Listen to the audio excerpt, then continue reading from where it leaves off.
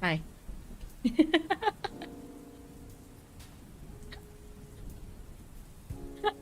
Hold on, I haven't adjusted my size yet. Ntar belum adjust size jadi aku masih gede banget. Hai.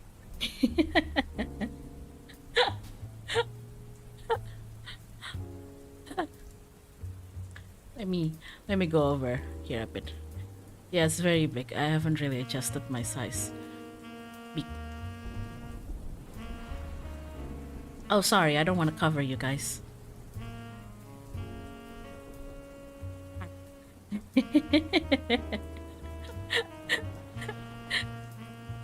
Why you picking honors? You know, little hide and seek with ya. Halo, selamat malam semuanya. Kalau belum kenalan, aku Hyona dari NIJISANJI. Hello everybody. It's nice to see you again. If this is our first time meeting, I'm Hyona from NIJISANJI. Yeah. Oh wait, hold on. Sorry. As usual, I might be coughing a bit throughout the stream because my condition is not perfect yet. So yeah, I hope you don't mind. If it becomes too loud, I'll mute myself. So yeah. Get well soon. Oh Rea, halo. Halo Hyona, apakah kita lanjut cerita masalah ini? So you guys want to know. Jadi kalian ingin tahu. Ya kalau kalian pengen tahu sih nanti aku ceritain sih. I can tell you guys the story later if you really want to know. What is it like? Why are you guys treating my entire life story like some sort of anime? Kenapa jadinya kalian kayak apa? Kayak nunggu cerita soal hidupnya aku. Jadi kayak anime gitu. Oh my god. Hi Doc, hello. Hi Hyuna, been a while since I watched you, but I'm always glad to see you. Hello. Hi again. Cause you are anime. Oh my god. You know what? You guys sound kinda like my friends. Kalian tuh kalau ngomong kayak gitu tuh kan kedengan kayak temen-temennya aku. You guys kinda sound like my friends because there's a lot of weird things that happened, crazy stuff that happened throughout my life. Not a lot, but there's a few of them. And every time I tell my friends the story, they would they would always think that, oh, you're like that didn't happen, right? There's no way that happened. And then I'd give them proof or tell them to ask somebody else who was involved in it, and they'd be like, holy shit, what the fuck, Hyuna? And I'm like, I don't know. Don't ask me.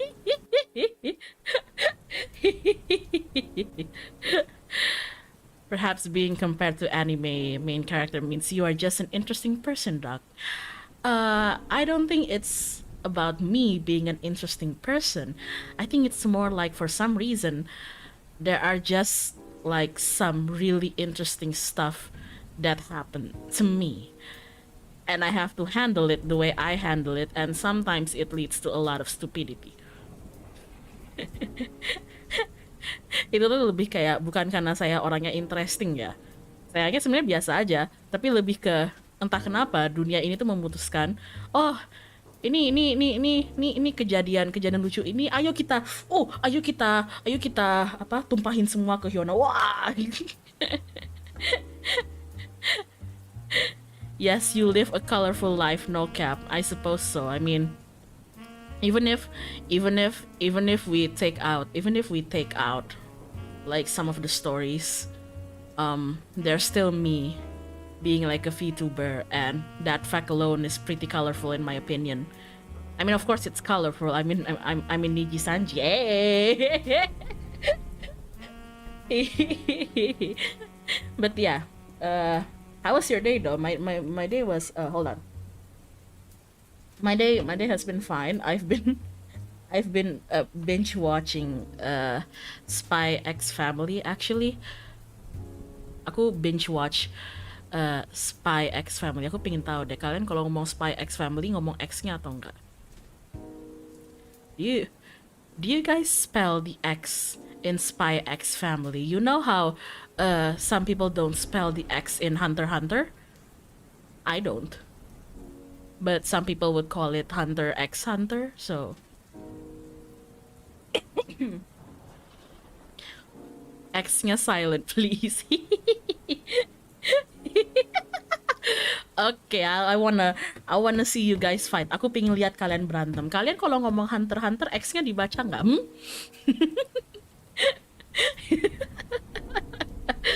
Aku soalnya kalau Hunter x Hunter nggak bilang X-nya, aku bilangnya Hunter x Hunter. For me, for Hunter x Hunter, I don't say the X. I just say Hunter x Hunter. But for some reason, for Spy X Family, I say the X. I don't know why. Even though people are like, it's called Spy Family, you uncultured swine.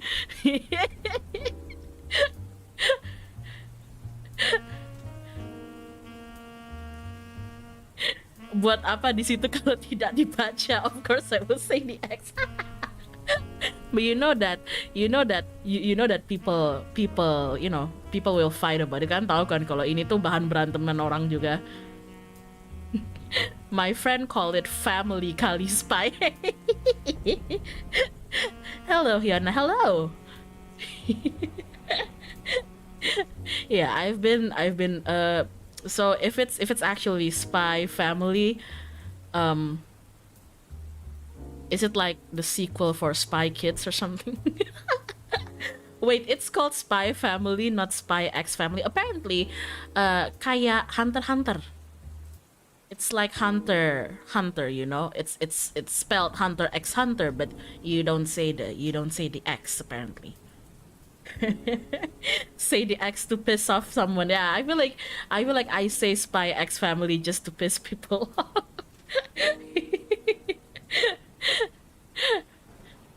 Sekarang kalau namanya the Jaya, apakah D-nya vokal? So do you sound the D or not? That's the thing with like archaic Indo language though. Sometimes they have D behind the J and you won't spell the D.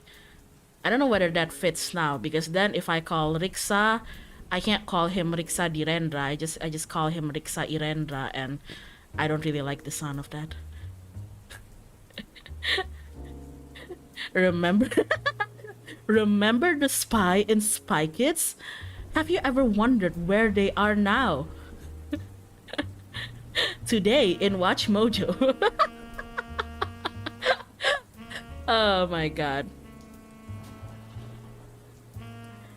Hunter x Hunter, apakah ada yang dulu sebut Hunter Cross Hunter? No. Hunter Cross Hunter? No. Rea, terima kasih. People fight over everything, kayak bubur diaduk atau enggak, dan sereal duluan apa susu. Oke. Oke, here's the thing.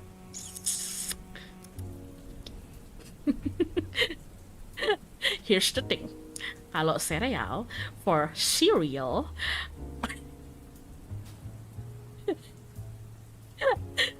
kalau sereal ya, I'm about to start a fight here.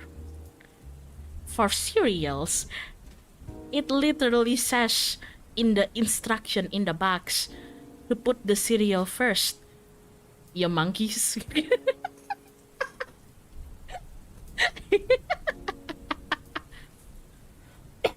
Kalau sereal ya, gini ya.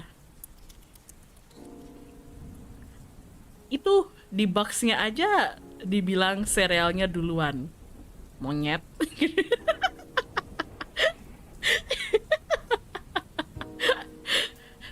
If you put in milk first and you put in too much milk, what then? Huh? What then? Huh? If you're gonna be like, but Hyona, you know, live, laugh, love. You have to live outside of the box, eh? You have to live outside of the box, you damn sheeple. No. You don't get it. Itu sereal ya. Itu sereal sudah di reset sama sereal researcher. Oke? itu udah di riset di labnya. Takaran biasanya tuh kalau takaran gizi aku nggak begitu peduli sih, tapi kayak cara penyajiannya itu tuh udah yang paling optimal kalau sereal itu tuh. Cereals are already being researched by cereal researchers, okay? So they create the instructions because that's the ideal way to eat it. Alright? Are you a cereal researcher? Apakah kamu ngeriset cereal? Huh? Did you make the cereal? No, right?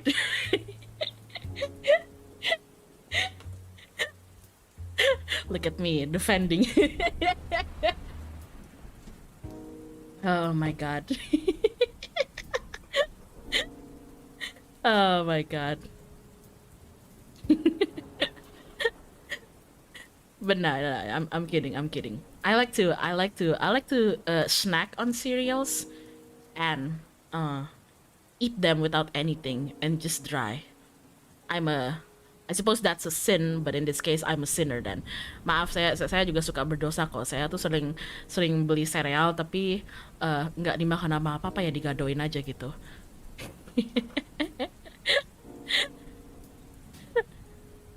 Oh my god. Madu Star's good. Madu Star is so good. Honey Peep is so good. But you know what's actually what I find, for some reason I find even better than Honey Peep. It's is this a brand? Can I say this? It's Zea Flakes. It's Zea Flakes, but the honey one. Basically for me, any honey flavored cereal is really good. Intinya bagi aku tuh Zea Flakes yang ada madunya itu enak, lebih enak lagi gitu. Serial killer, makasih. Taruh serealnya dulu terus susu baru mangkoknya. Enggak, kamu taruh serealnya di mulut, kamu kunyah-kunyah terus kamu baru minum susu.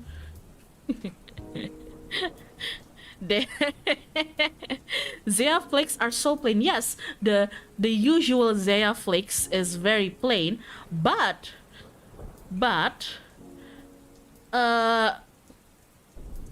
isn't that merek? Itu tipe cereal sih. Aku nggak tahu itu merek apa tipe cereal. I don't know if it's a brand name or a type of cereal, so I'm just playing it safe. I'm not gonna say it. Zea Flakes yang biasanya tuh emang hambar menurut aku. Tapi yang madu, guys, yang madu. Oh my god, enak banget. I know that the usual Zea Flakes is it's so bland. I agree, it's so bland, but that's why sometimes people tend to eat that when they need to control their sugar levels.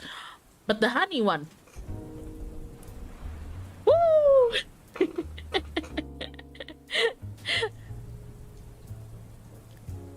Kalau lingkaran buah suka nggak?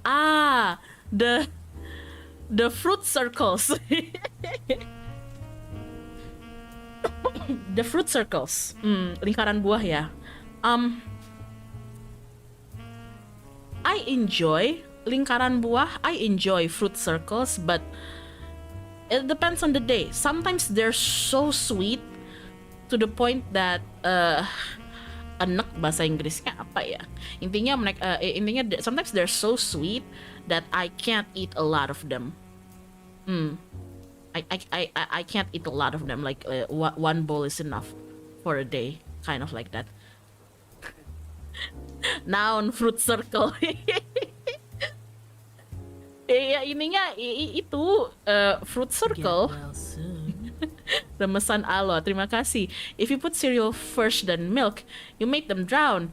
Is it called cereal killer? No. Kalau kamu taruh cereal dulu baru susu, justru kamu bisa ngekontrol jumlah susunya berapa. You know? Karena kamu udah tahu cereal yang ada di bowlnya tuh berapa.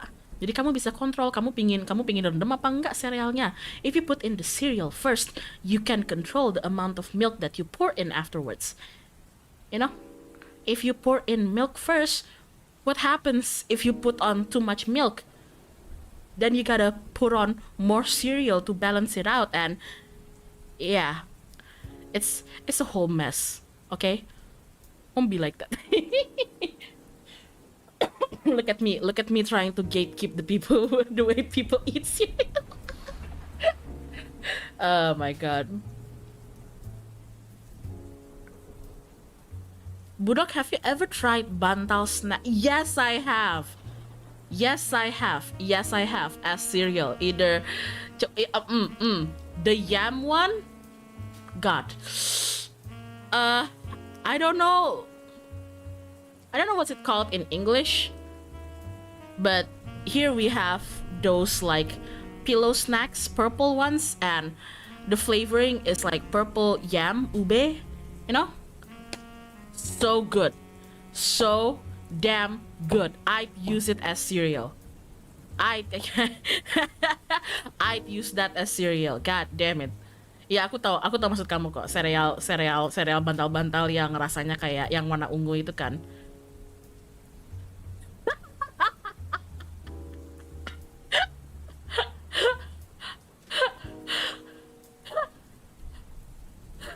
Sponge bukan.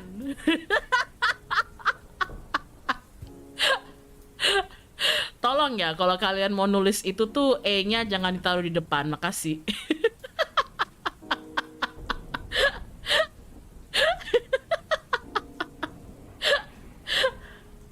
Oh my god. Please, if you're going to say that, don't put the E in the front, okay? Espong, iya, makasih. Ya gitu. I used to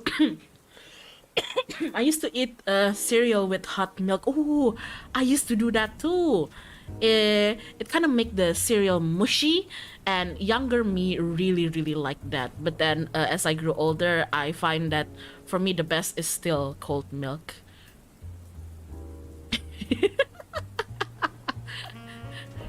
Itu cereal apa espong bukan?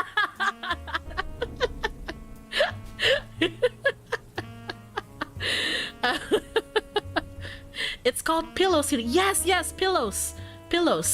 Sorry, I'm gonna say. I mean, it's an object, but it's also a brand name. But yeah, the pillows, the purple one, the purple yam flavor one. Holy shit, that is so good.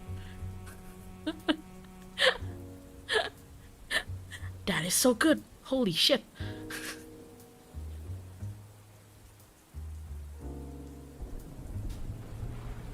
Cereal bantal, benar. How about cereal with chalky milk? You know, you know, you know what I used to do when I was younger. It's not even like cereal with chalky milk. It's I'd eat toast, yeah, and then I'd put like I'd put like a chocolate spread on the toast, and then I would give it chocolate sprinkles on top of that. I have quite a sweet. I know. Jadi aku tuh dulu waktu masih kecil suka kayak makan toast kan, roti gitu. Terus terus aku kasih kayak spread coklat gitu, tapi terus di atasnya aku kasih meses coklat lagi. It sounds good. It does sounds good, but it's like manisnya gila sih. It is stupidly sweet. It is stupidly sweet to the point that my mother would get angry at me. Itu tuh manis. Aku suka bilang kayak, kan ada namanya kenyang goblok ya. Itu aku bilang kayak manis goblok gitu. Yang kayak bener-bener enek, tapi aku tuh puas gitu loh waktu kecil makan gitu. Aku sekarang kayak udah gede pasti enek sih, tapi waktu kecil kayaknya aku suka. It's like stupidly sweet. I don't think me as an adult now can handle that, but when I was younger, I could handle much more sweets than I can now. So yeah.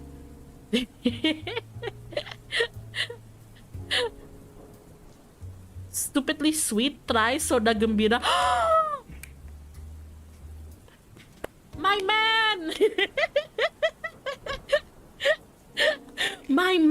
okay, for you guys who aren't Indonesian, we have this drink in Indo called soda gembira. Literally means happy soda.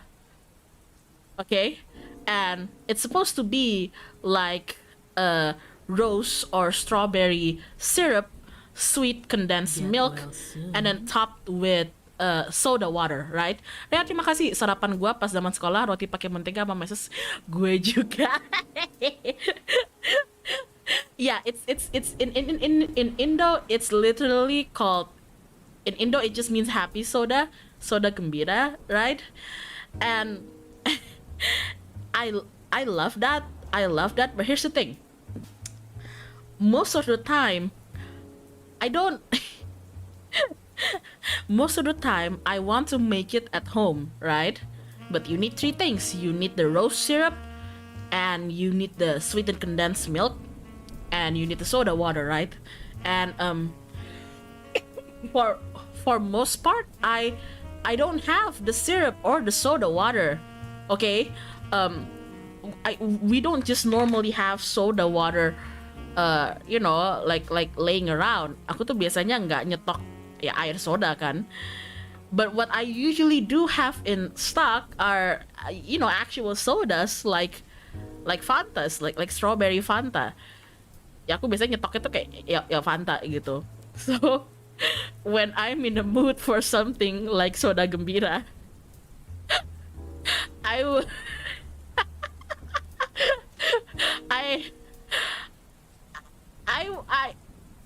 I would like pour myself like a glass of Fanta, and then I would pour in some, not even milk, I would put in sweetened condensed milk. Aku bahkan masukinnya bukan susu, guys. Aku masukinnya tuh susu kental manis.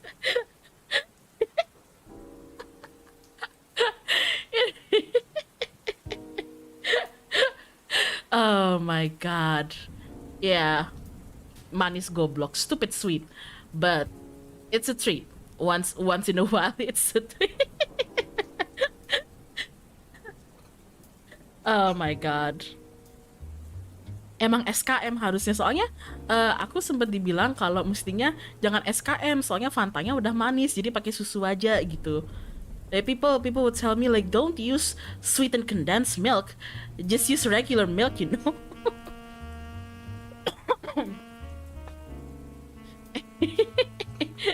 Isn't it supposed to be condensed milk in the original recipe for soda gembira? Yeah, sweetened condensed milk SKM emang. Tapi kan aku pakai Fanta. Fanta tuh kan udah manis juga ya. Itu aku tambahin lagi manis ya. Like sodas like Fantas are already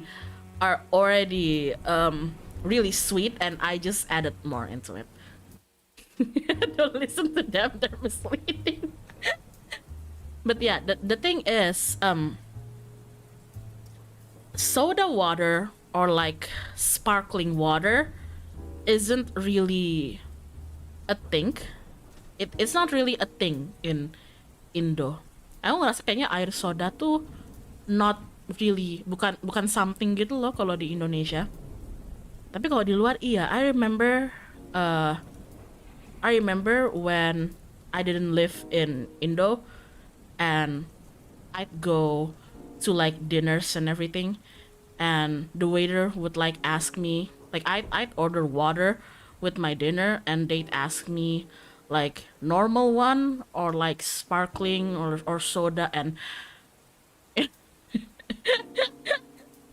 I always get confused, like younger me didn't know what sparkling water is. I don't know what sparkling water is, okay, back at the time. So I thought that sparkling water was like, I thought like, okay, soda water, I know what that is, but sparkling water, I thought that, you know, I thought that they make the water pretty by putting some edible glitter in it, and that's why it's a bit more expensive. So Yeah, I thought it was water with glitter. Oh my god. Oh my god. So, you know, younger me, not knowing what it is, I thought like, oh, that sounds kind of pretty. I'd order that. And then it came to my table. And I'm like, what the fuck is this?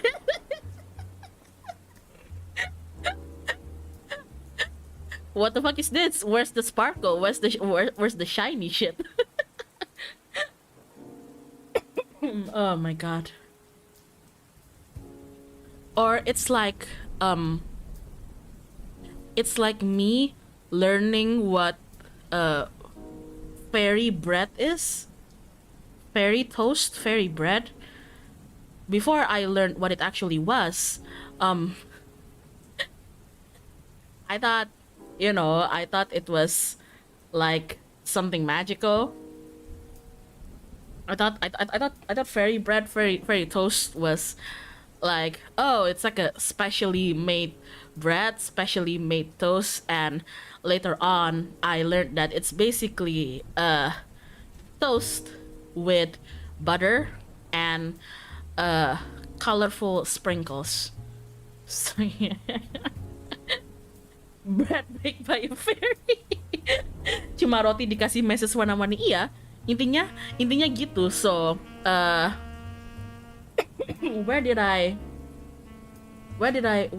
eat fairy bread? I think I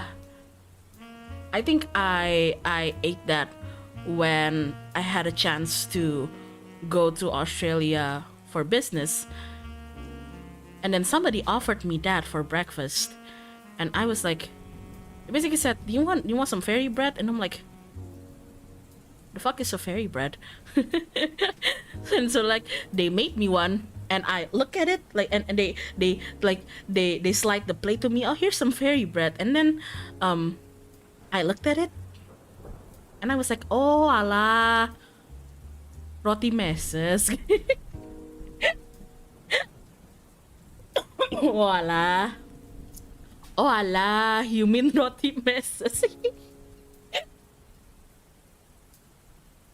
I have to give them props though. The sprinkles were not the sprinkles were round instead of the usual like long sprinkle shapes. Sprinkle-nya tuh emang nggak panjang-panjang gitu sih, bulat-bulat. So I do get that it looks very pretty.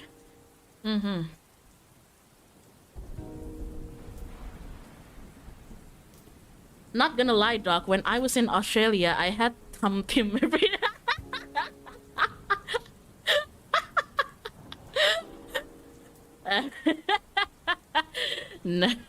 is same. I really love it when one of my friend like told me, oh, you want some Aussie snack? And I'm like, Aussie snack? Yeah. And then we went to this mart and they basically bought me Tim. And I'm like I'm like I appreciate it, but I gotta tell you, man, like I have this back in Indo too.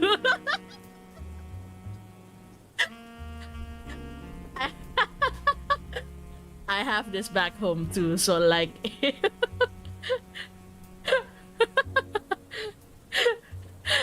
and they're like, oh, and I'm like, don't be sad.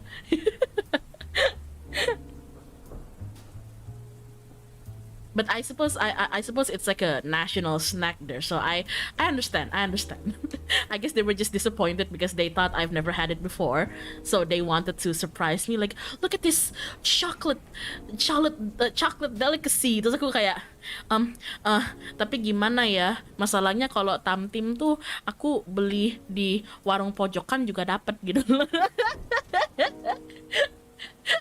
It's still very good though. It's still very good. I still ate it.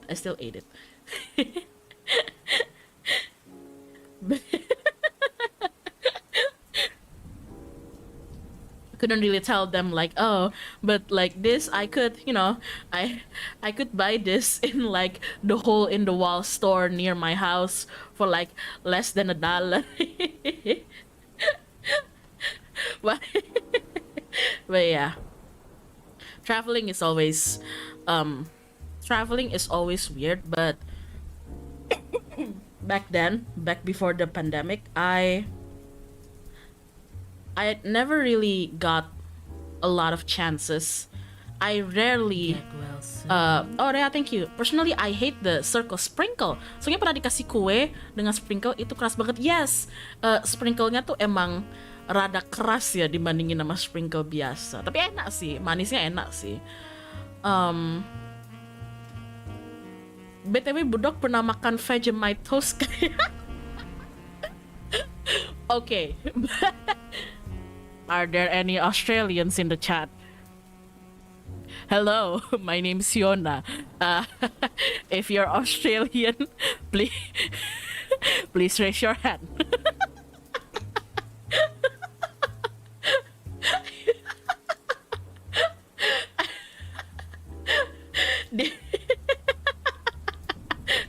Before I continue with what I'm about to say, I just want to make sure, are there any lovely Australian people in the chat?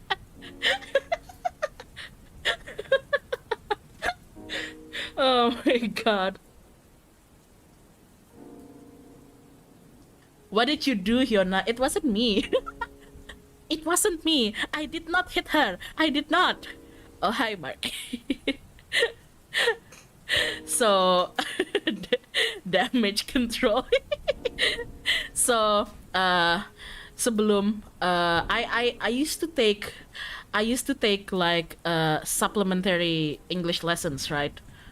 Aku tuh dulu sempet kayak ikutan kursus bahasa Inggris tambahan gitu, because even though I was mostly taught not by any teachers but mostly by my parents to speak English. So I grew up speaking English, and 80% of my knowledge comes from that. It's like being taught by my parents and speaking to them in English, and then playing video games. And like sometimes I would watch cartoons in English, especially during times where I didn't live in Indonesia. So most of my English knowledge comes from there. But that does mean I never formally learned English. Aku tuh sebagian besar belajar bahasa Inggris tuh karena lingkungan, ya. Jadi aku tuh waktu itu belum pernah belajar secara formal. Your parents English teacher? No.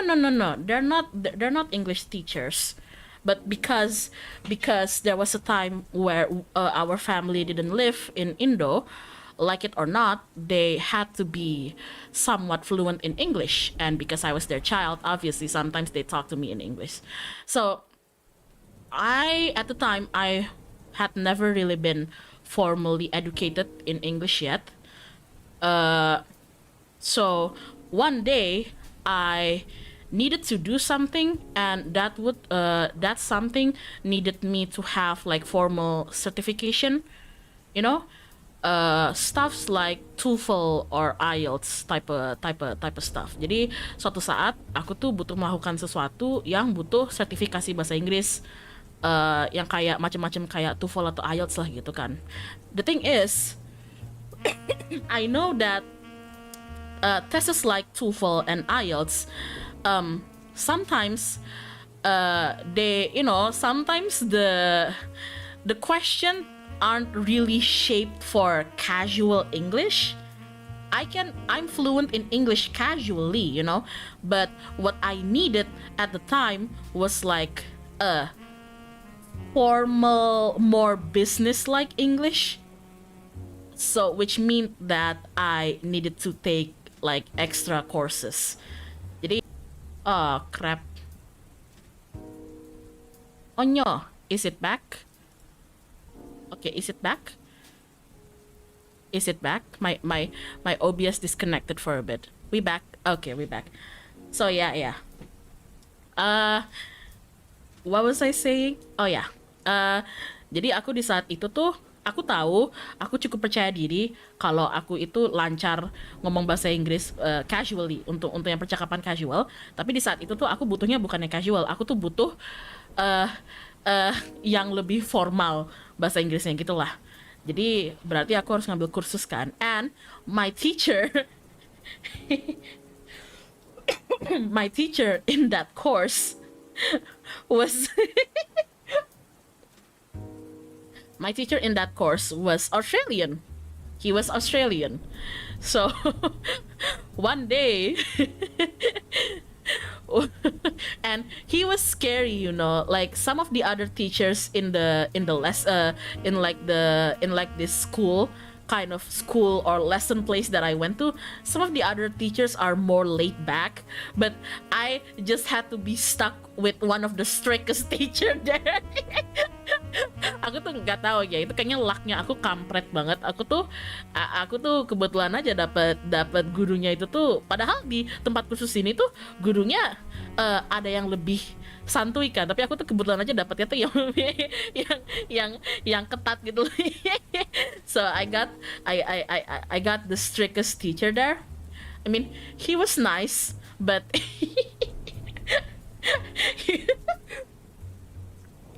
I remember the funniest thing I remember him doing. Language center, yeah, something like that. I remember he was kind of scary in this way. When we have our classes, sometimes not all the students are like good ones, you know. Like I paid for my lessons and went there because I need to take the certifications, and that was the case for most people. But there were certain people who, you know, they kind of took the test, not the test, they kind of took the class out of willy-nilly because their parents told them to. You know, you know the types of like students who were like, they don't really give a shit about their education, but their parents really want them to go to school overseas, so they kind of force them to take language classes, but the students themselves don't really give a shit about it, and they make a ruckus. Ya itulah tipe-tipe student kayak gitu yang mereka tuh sebenarnya nggak begitu peduli, tapi aku tahu itu tipe-tipe yang kayak yang pingin anaknya sekolah luar negeri itu tuh orang tuanya gitu loh. Jadi aku tahu itu anak pasti kayak ini orang pasti kayak dipaksa gitu loh ngambil kursus gini sama orang tuanya, padahal mereka sendiri nggak begitu peduli gitu sama belajarnya. Ya, those types. Now it's fine and all, but sometimes there are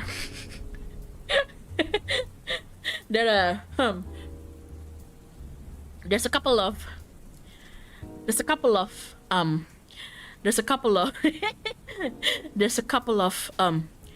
Jasons in the class. I'm sorry if your name is Jason. There's a couple of Jasons in the class who likes to make a ruckus. I don't know Jason ekuivalennya kalau Indo apa ya? Apa nama Indo yang nyebelin?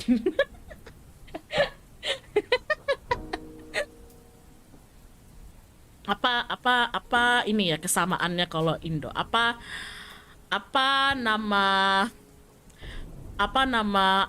nama fuckboy Indo, guys? Yeah, there's a couple of Kyles there. There's a couple of Kyle. I'm sorry if your name is Kyle. Kagak, bukan yang kayak gitu. Gue butuhnya nama fuckboy. Don't say Reza.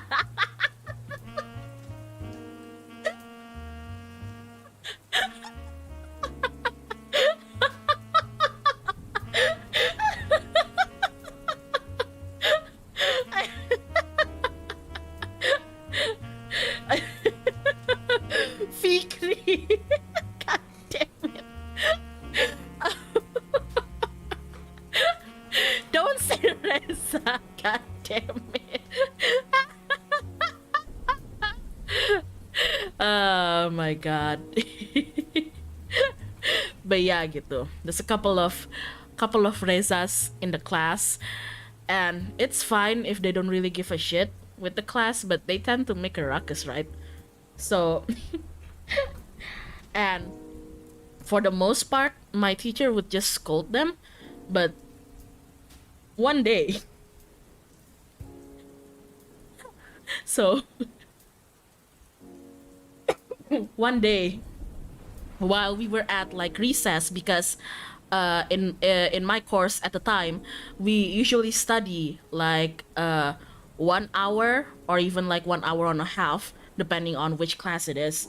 1 hour, and then we'd take like a 30-minute break, and then we'd go at it again for 1 hour. Di tempat aku tuh waktu itu sekitar, cara belajarnya tuh kayak 1 jam, mungkin 1,5, tergantung kelasnya apa. Terus mungkin sampai kayak 30 menit istirahat, terus balik lagi gitu, 1 jam, 1,5 jam lagi. Now, I don't quite remember why we did this. Aku nggak begitu ingat kenapa ya. I remember in one of those days, in this one particular day, in that recess, aku aku sorry, maaf. Tapi lucunya tuh aku tuh nggak inget kenapa guys. Tapi aku cuman inget aku tuh ditantang panco sama si Reza di kelasnya aku gitu. Sorry, it's so funny to me because I don't even remember why, but one recess, the Reza in my class, the Kyle in my class, kind of challenged me to an arm wrestling, match with him. Kenapa sih? I don't know. Pokoknya aku cuman ingetnya itu tuh. Ini aneh banget kenapa aku inget aku adu panco, tapi aku tuh nggak inget kenapanya gitu loh. Aku tuh nggak inget kenapanya. Seinget aku tuh kayaknya gara-gara dia tuh lagi boasting soal muscle bicepnya dia gitu. Terus kayaknya aku ngetawain, bilang kayak apaan sih nggak begitu gede gitu. Terus dia marah, terus dia sama konco-konconya jadi kayak ngetantang aku adu panco gitu kan. If I remember correctly, he was sort of boasting about his biceps, and I think I laughed at him. And I said something along the lines of like it's not anything to be proud of, because I remember like him and his gang of Kyles getting pissed, and then before I knew it, we were arm wrestling. Gitu. But I was like was I teeny weeny at the time? No, I wasn't. I already developed some level of mass even back then. But anyway, I won.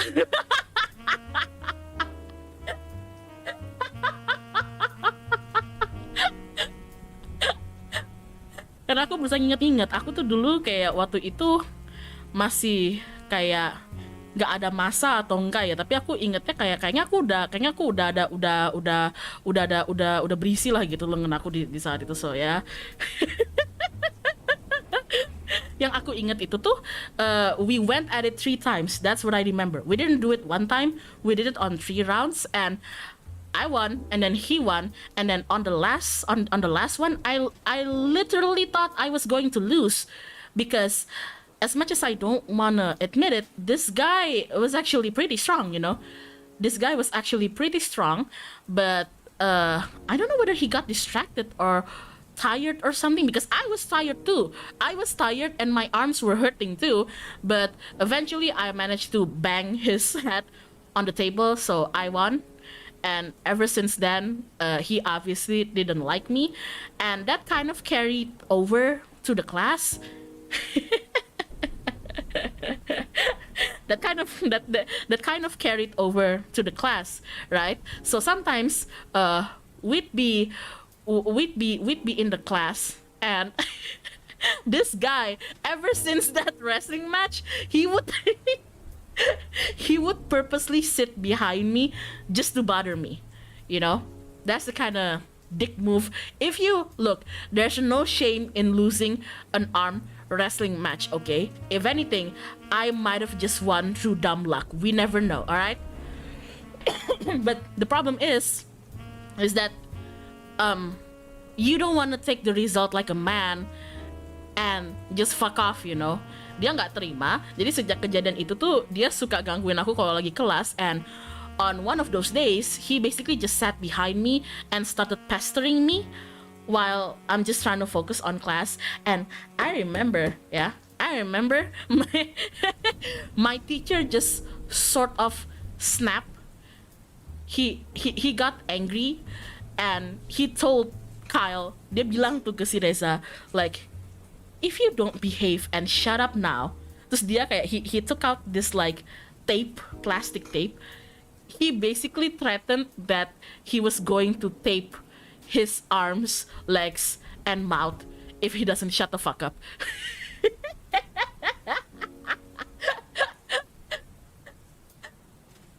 Jadi dia ngambil, guru aku tuh ngambil selotip transparan gitu kan.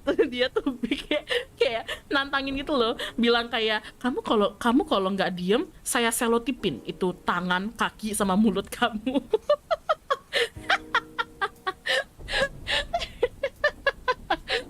And as strict as my teacher were, he never really lashed out like that. He never really outwardly got angry like that, you know. And I think that kind of gave Kyle a shock.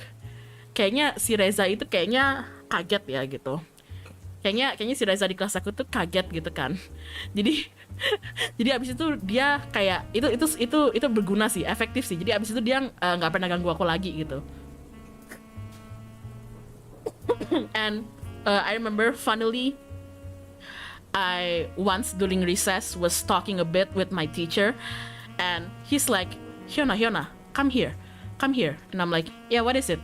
And then he tore a little bit of the tape and he gave it to me. Dia kayak ngerobek gitu sedikit si selotipnya ini, terus dikasih ke aku kan. And he told me, smell it. And I'm like, what? Yeah, just smell it. And I'm like, oh, okay. So I smell it. And you know what? The tape smells like cherry. Jadi selotipnya itu tuh baunya kayak cherry, guys. I don't know.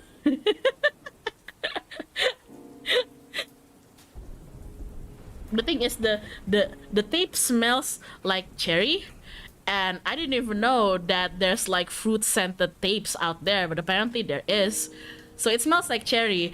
And I'm like, sir, why does this smell like cherry? And he's like, it's nice, right? And I'm like, yeah, I guess it's pretty nice, but why do you have like a cherry fruit scented tapes? And then he pulled out his drawer in his desk. Dia tarik gitu drawer yang di mejanya dia. And he showed me that he basically not only have that one cherry scented tapes, but he actually had multiple like other fruit scented tapes. Jadi dia ternyata nggak cuma punya yang cherry doang, tapi kayak yang lainnya juga gitu loh.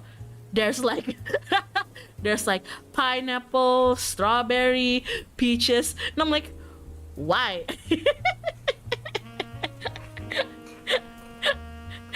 Kayak ada macam-macam aroma, iya gitu. I don't know why, my strange addiction.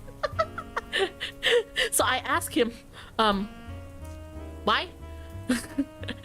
And here is basically what he said, and I will never forget it because it's so funny to me. He basically said, I have this fruit scented tapes in my desk all the time, so that if a student is misbehaving, I could ask them what scent they like before I make them, shut up by taping their mouths. At least I give them a choice.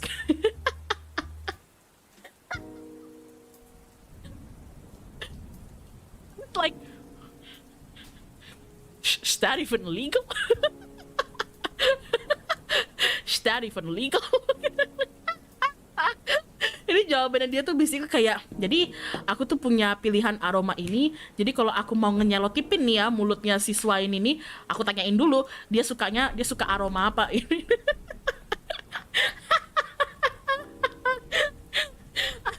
Professionals have standards, I know. God damn. Oh my god. That's so funny. That's so funny. I still remember him. He's so funny. What the fuck? And uh it was through him that I sort of like got introduced to uh some like stationaries that I rarely ever see in Indo, at least at the time. I remember one time, you guys know those like needable eraser. Apparently he has those needable erasers, and sometimes he uses them as glue. So one time we were having this like grammar exercise, and he needed to post some papers to our classroom's wall. Iya, kayak plastisin tapi sticky, kayak plastisin tapi nempel-nempel gitu. Kind of like Play-Doh. And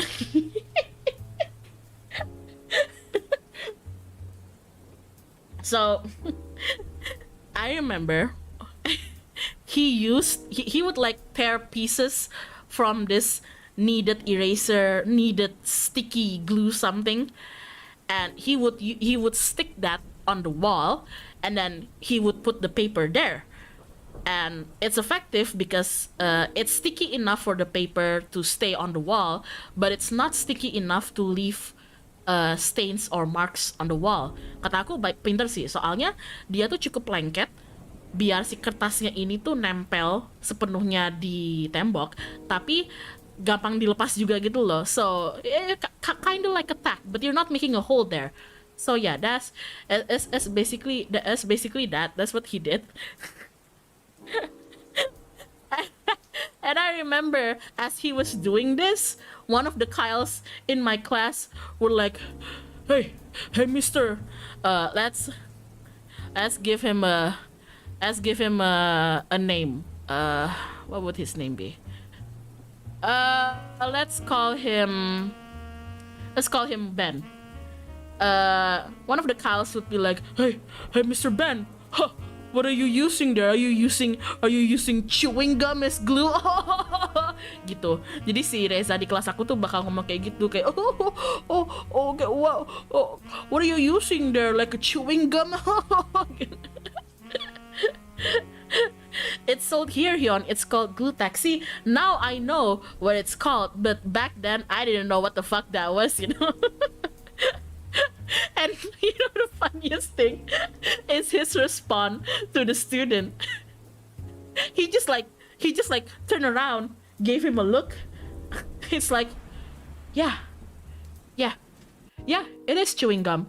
And then he like gave him like a crumple of this like bundle of eraser glue thingy, and he'd be like, "Why don't you chew it?"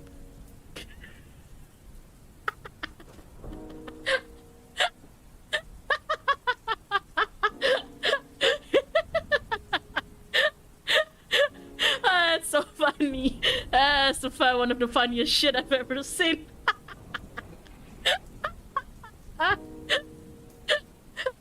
Gitu, terus kayak bapak pakai permen karet, terus dia cuman kayak, "Iya." Terus dikasih, "Coba tuh kamu makan." Oh my god.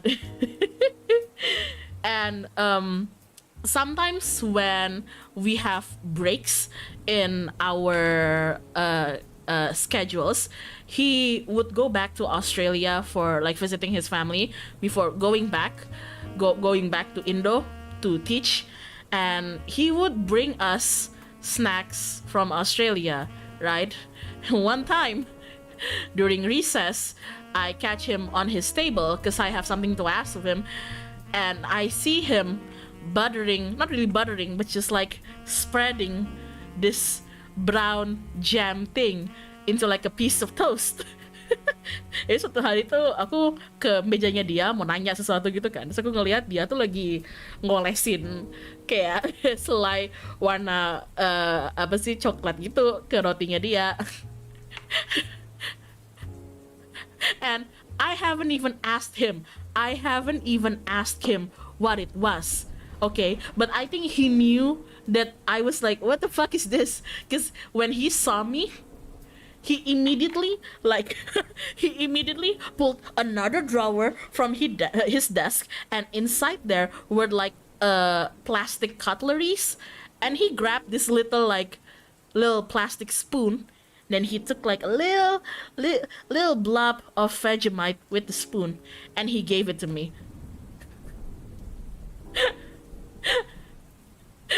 Dia tuh punya kayak apa sih, kayak peralatan makan plastik gitu loh di dalam drawernya dia kan. Itu dia ngambil sendok plastik terus di scoop gitu Vegemite-nya. He basically took like a plastic spoon, scooped it with Vegemite, and he gave it to me. And he just told me, try it. And I'm like, where is this? And he's like, try it.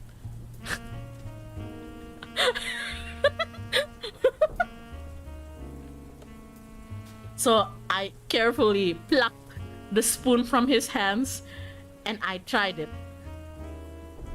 And I immediately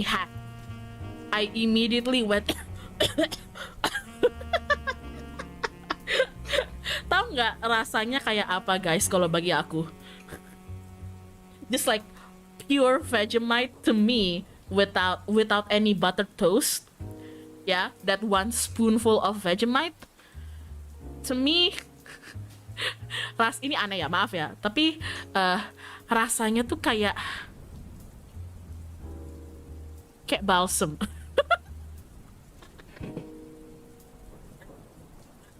It tastes, I don't know, bagi aku tuh rasanya tuh kayak kecap tapi ada balsamnya gitu. Gitu. It tastes like a minty like a minty soy sauce, like a minty kind of gingery soy sauce. It's kind of spicy. It has that little kick of minty, but the thing is, I wasn't prepared for savory.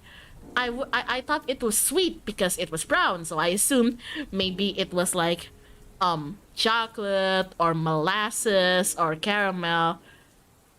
So I wasn't prepared for that. Hang on, how do you even know how balsam tastes? Anyway,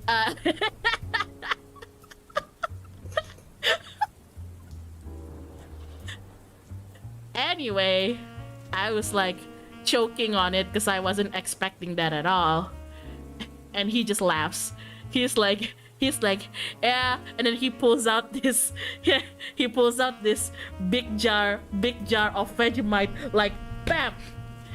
Anyway, that stuff kid, and he always called me kid, by the way. That stuff kid is called Vegemite. It's from my homeland.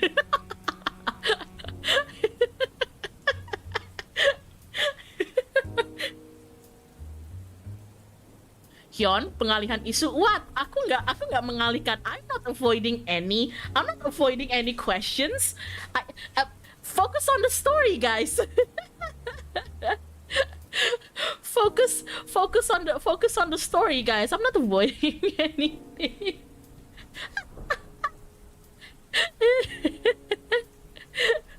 Oh my god.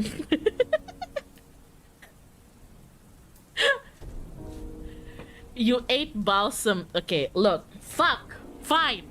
I'll tell you. When I was smaller, I would always see my mom using Tiger Balm for everything, okay? Being the Asian woman that she is, you have a headache? Tiger Balm. Have a broken arm? Tiger Balm. You got an F in your exam? Slap some Tiger Balm on that shit, you know? You know what? Slap some Tiger Balm on the entire school, why don't you? Okay?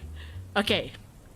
Now one day, one day, I've never, little me, I've never actually held the balm and that little jar in my hand. So one day, I went tippy tippy tap into my parents' room, and I went to my mother's like bedside table thingy, and the balm was there. And I was curious because I see my mom use it all the time, but I've never actually, toyed around with it, held it in my hand, or even opened the bottle myself, opened the jar myself. So I did. And I was surprised because the color of this balm, I thought it was white, but it actually wasn't pure white. It was like white with a hint of like blue, turquoise-ish. Just a little hint of that.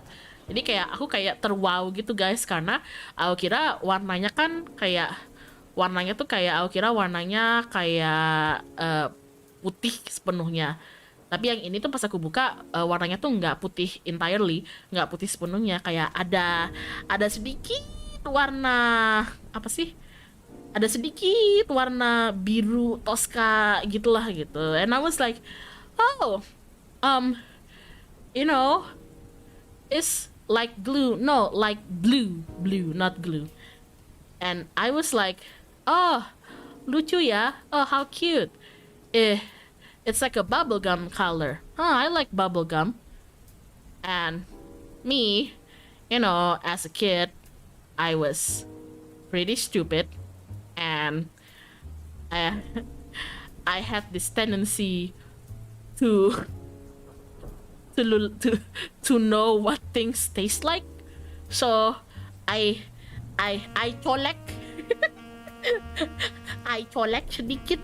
I took a little in my fingy and I put it to my mouth and I did a blem.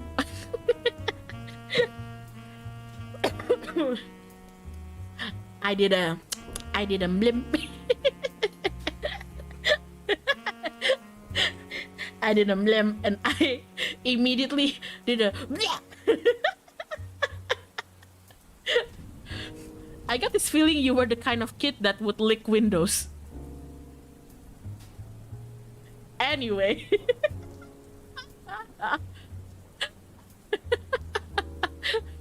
I did a blimp. And apparently my scream of horror was heard by my mom. Apparently aku teriak wah gitu kayak kedengeran nama emak aku. Terus dia datang ke kamar, terus aku dimarahin. And she got angry at me and she scolded me. So yeah. Hyona, what?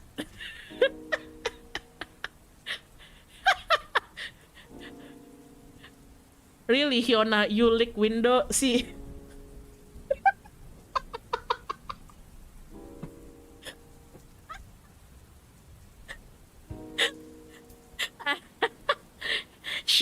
When I was younger, waktu aku masih kecil, kan kadang-kadang aku naik mobil tuh sama orang tua aku.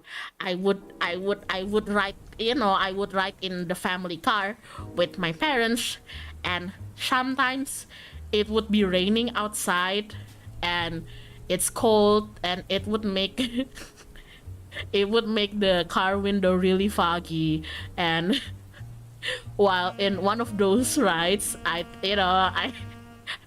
kind of got thinking, like, I wonder, can I actually taste the raindrops through the window? I thought, I don't know, okay? I don't know, okay? I was young, stupid, still am, but just more stupid than I am now. Aku mikir kayak gitu, aku mikir kayak, kayak pengen tahu deh, kayak itu tuh butiran-butiran hujannya bisa aku rasain nggak ya dari jendela. So I licked it. Well, soon. Farhan atau Shiga, terima kasih. I honestly can't imagine anyone named Reza as a fuckboy now after a year of exposure to Reza.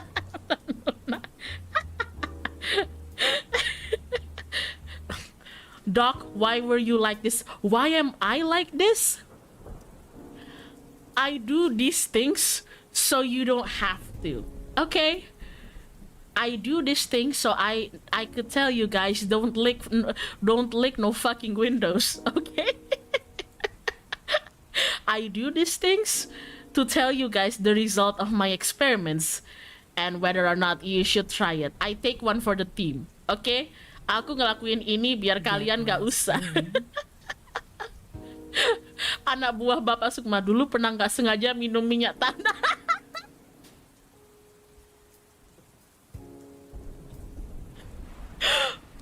Gue juga pernah.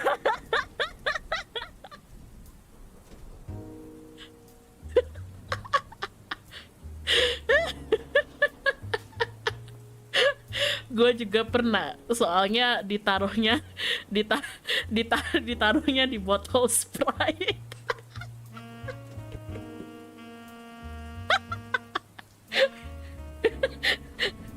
Come on, ditaruhnya di botol Sprite kan, dan aku nggak perhatian. They put the damn oil. I don't know.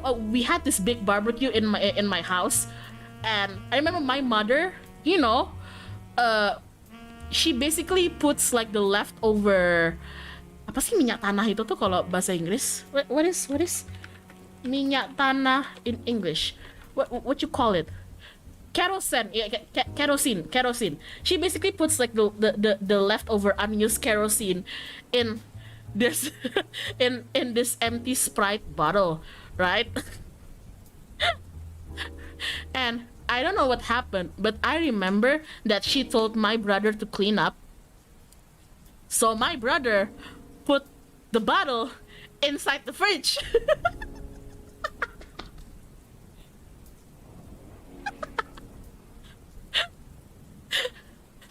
So he put the bottle inside the fridge. Dasar abang aku ya. Dasar abang aku ya. Ini kalau dia lagi nonton. Nih ya, kalau ini kalau abang aku lagi nonton, woi goblok.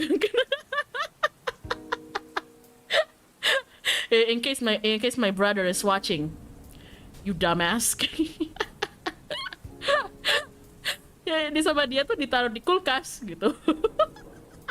He didn't even bother checking whether it was actual soda or not, you know.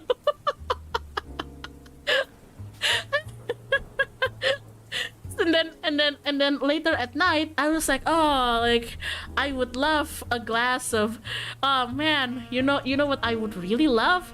I would love a really cold glass of Sprite, you know. Bisa banget nih aku minum segelas Sprite gitu. I would love a cold glass of Sprite, you know. So it's like it's dark in my kitchen because if my mom finds out that I was drinking soda late at night, she would beat my ass. So I sneak around in the kitchen like the rat that I am, and I didn't bother turning on any of the lights because if I turn on the lights, my mom would be notified, right?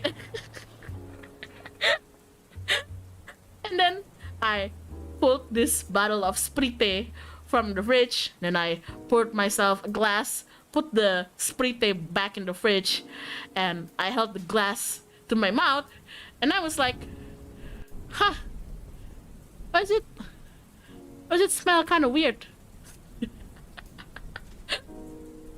Why does it smell kind of weird?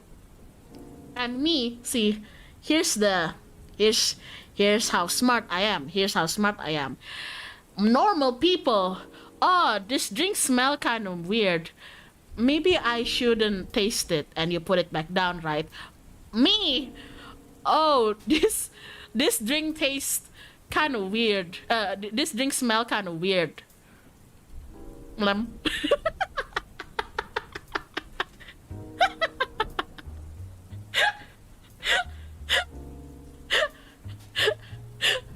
Me, I was like, huh, why does this Sprite smell kind of weird? So I did a little and I immediately did a blah.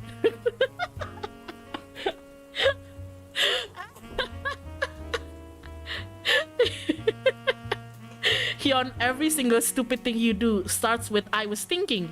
Next time, don't think. You wanna know the last time I did something without thinking? You wanna know what the end result is? I debuted as a NIJISANJI lifer, okay?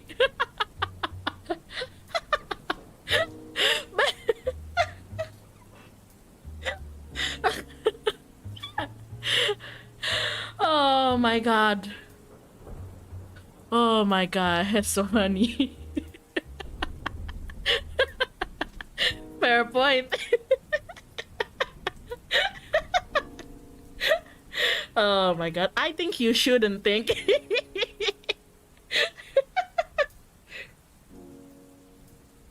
You know, it's a miracle you're still alive at this point. Yeah.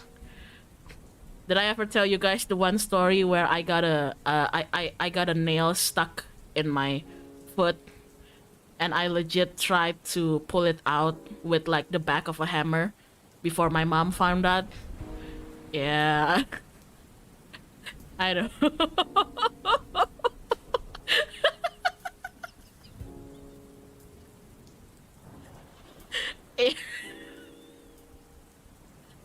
Like I was trying to be a resourceful kid, okay? I thought like I got a nail.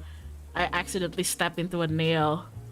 What could I use to unplug it from my feet? Okay, I just use the back of the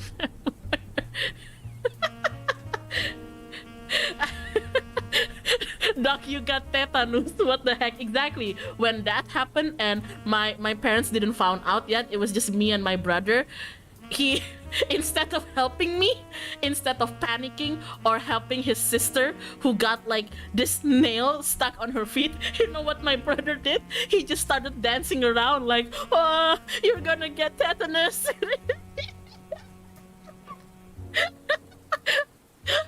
abang aku tuh bukannya panik atau ngebantuin adiknya dia ya, dia malah kayak ngepanes-panesin, tau gak sih, kayak oh kena tetanus gitu.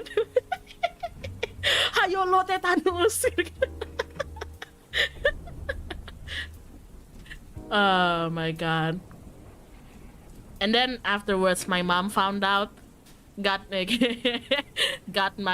head beat with the chancla, got my head beat with the sandal. and then she finally like pulled out the nail with a pair of tweezers, and when she pulled out the nail with the tweezers, I actually cried then.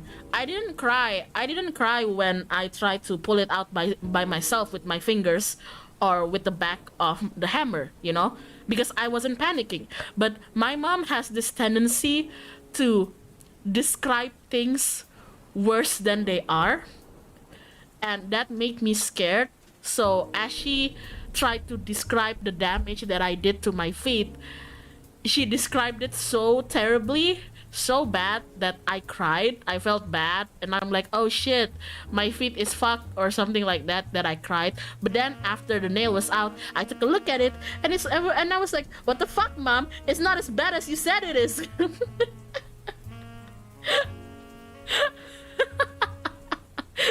Dasar ya, kayak mak sukanya hiperbola gitu.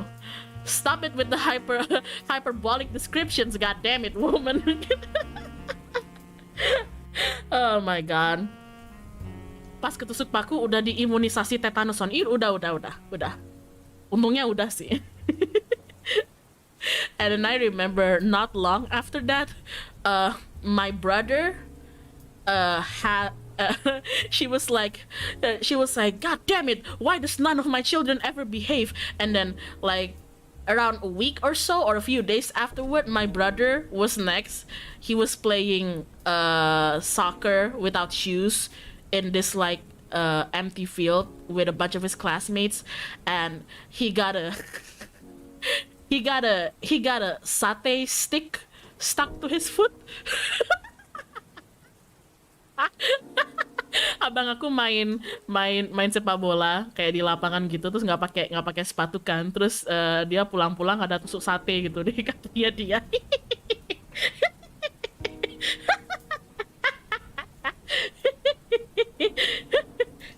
Oh my god.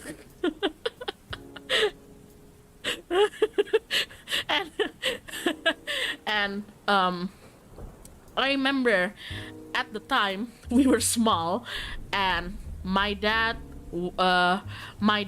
worked like long office hours because we just moved back in to Indo, and there were a lot of expenses that we had to pay. So I remember my dad working long hours, like just your regular office worker, compared to now where he is like my dad still works, but he has a much more relaxed occupation now.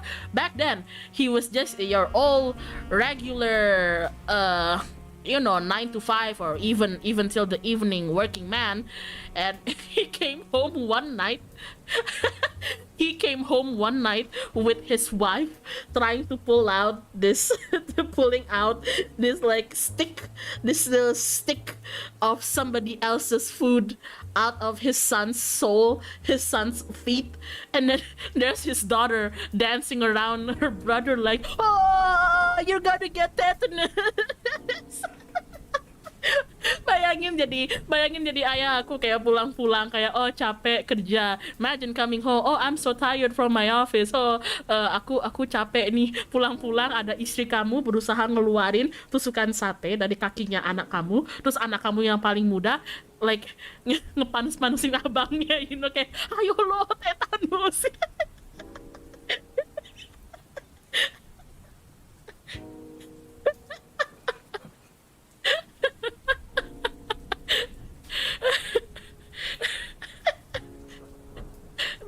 What a family.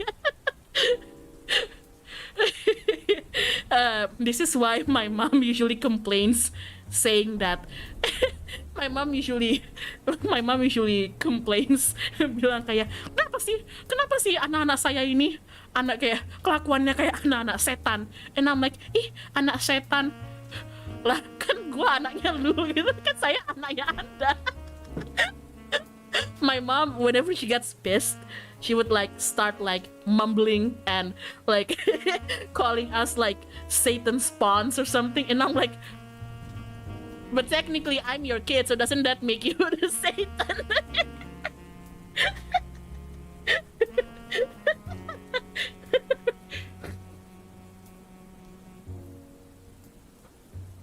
Like it's like the one day my brother finally learned the curse son of a bitch, and while arguing, no, not actual arguing, but like playful arguing with me, he called me that, and I was like, oh, you called mom a bitch? I'm gonna call mom.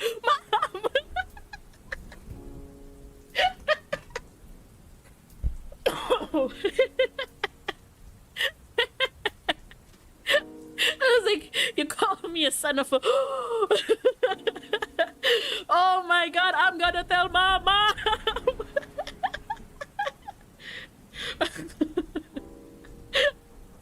Oh my god. Cepu, yes, aku emang tukang cepu guys waktu kecil, makanya abang aku suka kesel sama aku. Habis dia tuh suka gangguin aku soalnya. Yes, I was the tattletale little sibling when I was smaller, because I didn't know how else to defend myself from my brother, okay? He's like a monkey.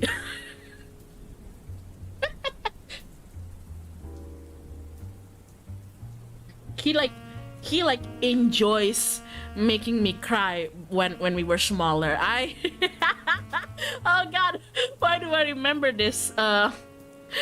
I remember during like Christmas time, if I remember correctly, during Christmas time, we had a friend of our family sent us this like entire roast chicken, and the when I say entire roast chicken, I mean the entire roast chicken, because they were celebrating Christmas and they sent these chickens to their friends, and my family got one. When I say kayak ayamnya tuh yang panggang yang seluruhnya, benar seluruhnya, so it still had the head and everything, right? Still had the feet, still had the head and everything. And damn it, I can't believe I fell for this. So me and my brother were like preparing to eat the chicken. We're like eyeing the chicken. My mom told us like, don't fucking nibble on the chicken, okay? I'm watching you too. Itu ayamnya jangan digadoin, oke? Okay? Kalian jangan diem-diem ngambil secuil ayamnya, oke? Okay? Awas lo, saya jewer lo ntar. Like don't do that. Don't that. Swear to God, you damn children. Don't be sneaking around. Don't sneak around and take little pieces of the chicken. I know you're going to do that, and she's right. We did that. So while me and my brother were like sneaking to the kitchen and taking little bits of the chicken, kita ambil dikit-dikit, kita gaduin. We're like, she's not gonna notice, right? She's not gonna notice, right? He suddenly stopped and then he asked me, Yon, did you know that if you eat a chicken's brain, you'd go crazy? You'd be insane. You would lose your mind. You would just be crazy. And I was like, huh? What? You're lying. You're messing with me. Dan dia ngomongnya kayak, tahu nggak kamu kalau orang makan otak ayam itu mereka bakal jadi gila, tau nggak? Oh kayak, apaan sih, bohong. And he's like, no, I'm serious, and he gave the old little kid lie. He gave the old little kid lie. It's like, haven't I told you the story? Like, one of my friends missed school because he accidentally ate chicken brain, and then his family told us that he just went bonkers. He got crazy, you know. Biasa lah dia kibulan anak kecil kayak, masa aku belum cerita sih sama kamu, Yon? Ini ada teman sekelas aku loh kayak gitu, makan otak ayam terus jadi gila orangnya. And I was actually getting scared. I was like, what? What? And he's like, yeah. And he's like, you don't believe me? I'll prove it to you. And he took his finger and he opened up the chicken's beak, this roasted chicken head. He opened up the beak and then he just stuck his finger inside it. Okay? Dia ngambil tuh jarinya dia buka tuh paruh ayam panggang ini, terus sama dia masukin jarinya ke situ, stuck his fingers in, yeah, and he starts like doing like scraping something, I don't know, inside the chicken's head with his finger. And then he pulled out this little piece of meat, whatever, and he told me, see this is the chicken brain, okay? And I'm like, oh God, it's a chicken brain. And he's like, I'm gonna eat it. I'm like, oh no, don't eat it. You'll go crazy. I'm gonna eat it. No, brother, don't.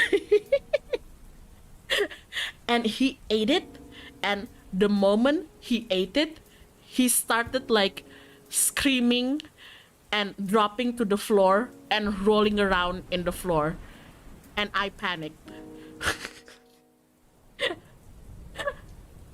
He started screaming like, and then he dropped and rolled around in the ground. And I panicked.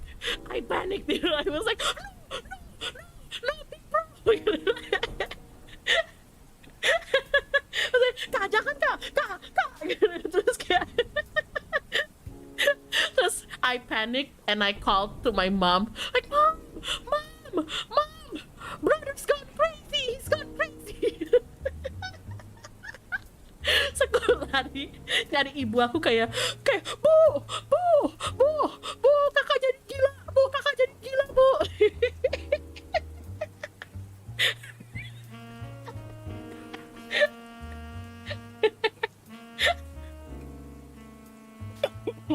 My God. And my mom was like, wow, what's going on?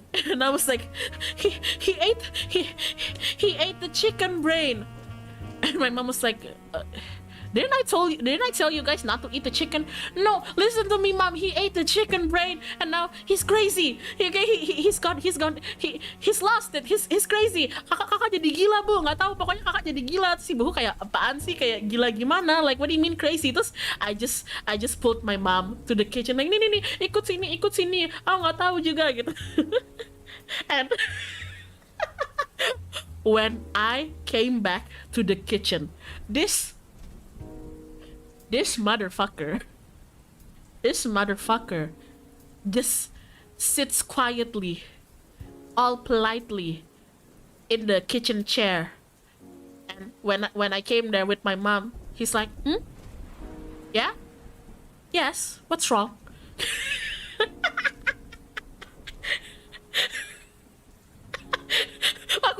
aku udah bawa ya maknya aku, terus balik-balik tuh dia kayak duduk manis gitu di dapur kayak, kenapa? Ada apa?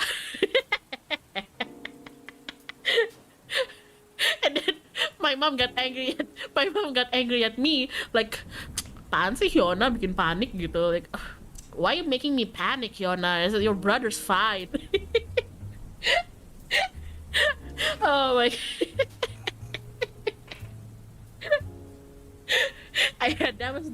That was my first top 10 anime betrayal. Oh, hold on, I need to blow my nose. Hold on, I'm gonna mute myself.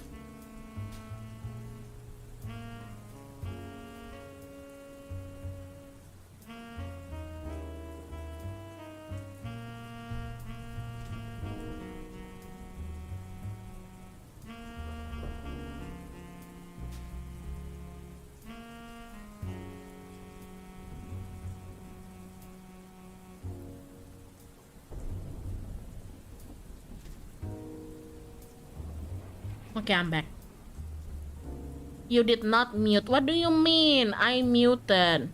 Well, if you guys heard what I just did, it sounds very gross. I'm blowing my nose, but yeah.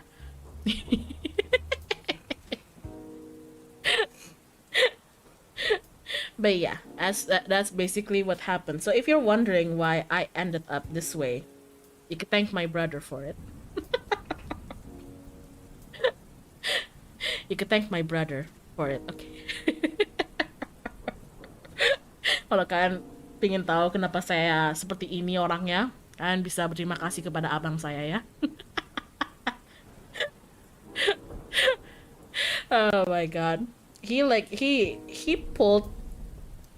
like this. He was just a menace, you know. He was like a menace. And I remember the one time I made him pay for all the crimes he did to me was when we made a bet and then he lost. And at the time we were already in like middle school, high school age, and he lost the bet, and I made him wear diapers for the whole day. Yeah. I got the pictures for that. Good times.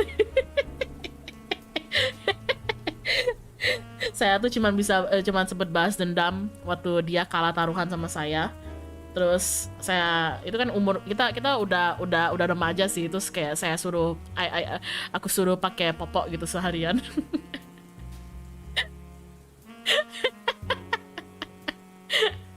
And you might think like, oh, like he's wearing a diaper like under his clothes. No.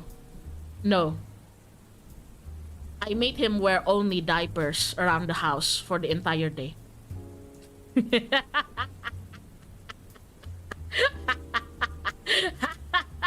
Eat shit, you bitch.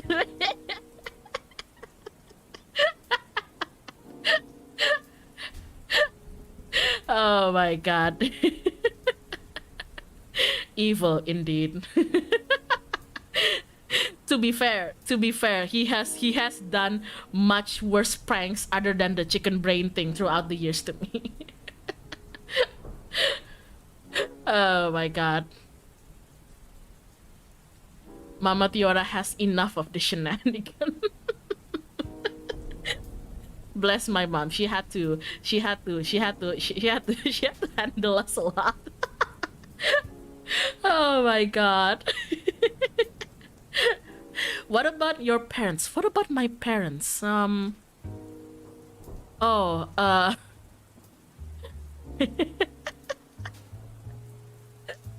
my dad,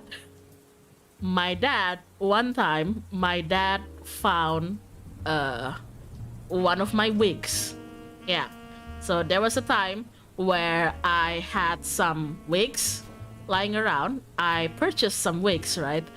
And there was this like lovely, beautiful, like long brown, silky one that I had.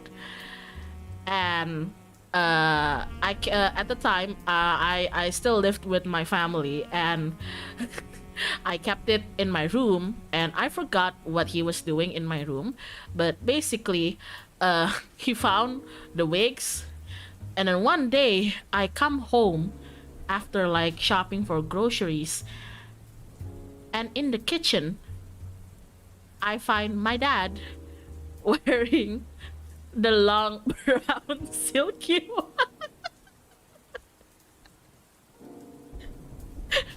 And I was like, Dad? And he replied to me in like the girliest voice he could muster. He's like, hey, bestie. Like, stop.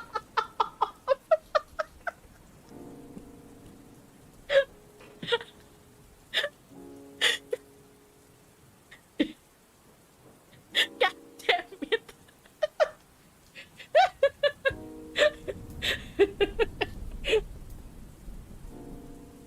Oh my god. It's like, hey bestie, where have you been? And he like flips there, and I'm like, oh god. Oh no, please. And then my mom wasn't there, so I called to my mom.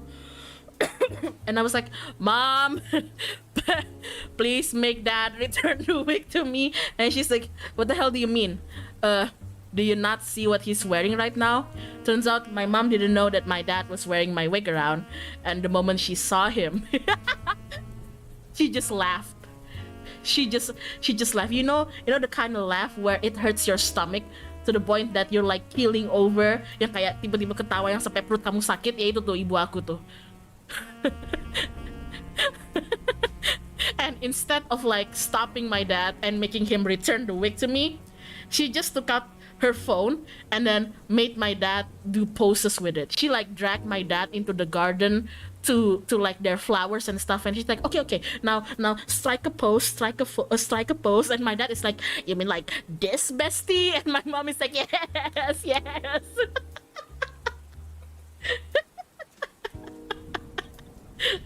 And me still inside the house is like, just fucking return the wig to me, god damn it. Balikin aja wignya, kenapa sih? give the fucking wig back, please, god damn it.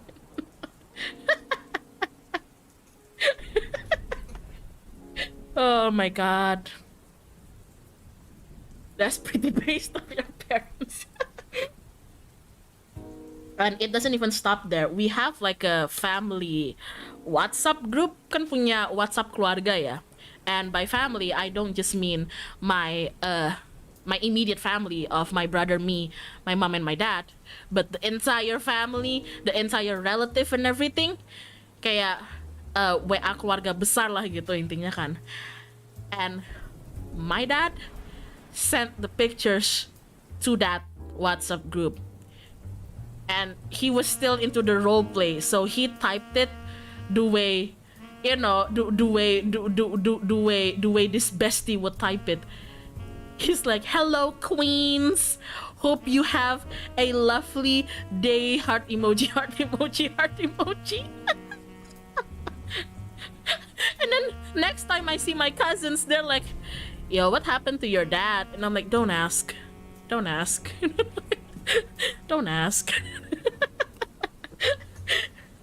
Slay. He's like that grandma that's like, what did you say? Another day, another slay.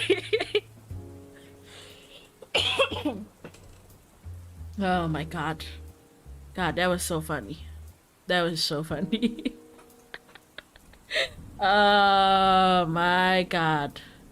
I don't know, you are the parent now. Yeah, the more as I grow older, and well, as my parents grow older, I start feeling more like I'm the parent sometimes. Sometimes I do, I I do feel the shift in like responsibility sometimes.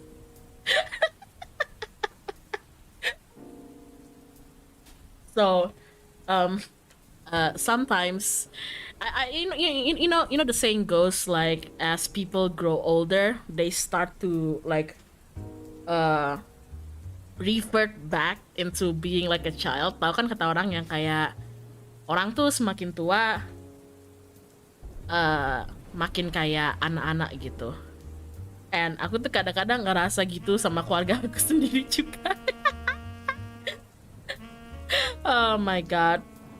I feel I feel that way with my family too sometimes, and with like how stubborn they can be too. I feel that. I feel that too. Or how petty sometimes they could be. I remember like I remember my dad like telling my mom like, you know, sweetie, you ever notice that like as time goes, like Hyona, our lovely daughter, would like she would start scolding us more and more. And I'm like, I wouldn't be scolding you guys if you guys didn't act like kids sometimes. Saya nggak akan apa sih, marah kalau misalkan anda beliau ini tidak berperilaku seperti anak-anak kadang-kadang.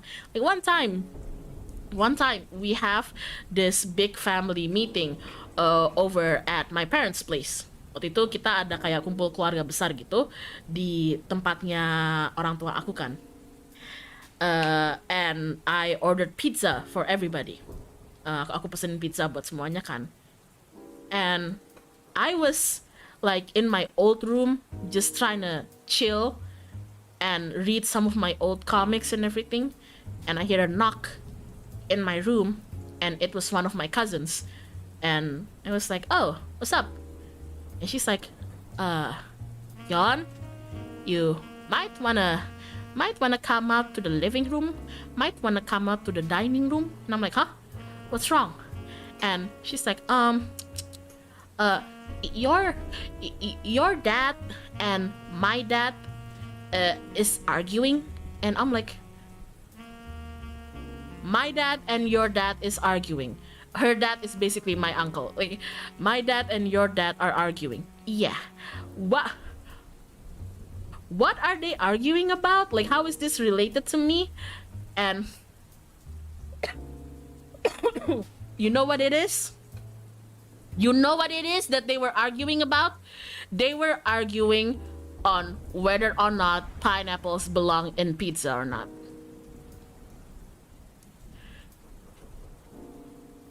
So I got out of my room, paddled all the way to the dining room, and I see this two grown ass men, there's two boomers, two grown ass, well educated men, mind you, arguing with each other over pizza. I shit you not. I wish I was joking. I shit you not. And I was like, Dad, Uncle, stop. And they couldn't hear me, you know. They couldn't hear me. They're still like, no, you don't get it.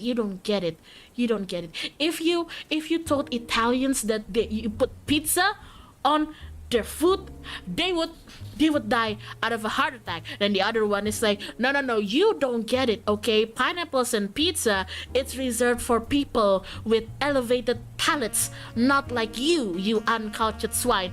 The whole itu argumennya basically kayak gitu berantemnya.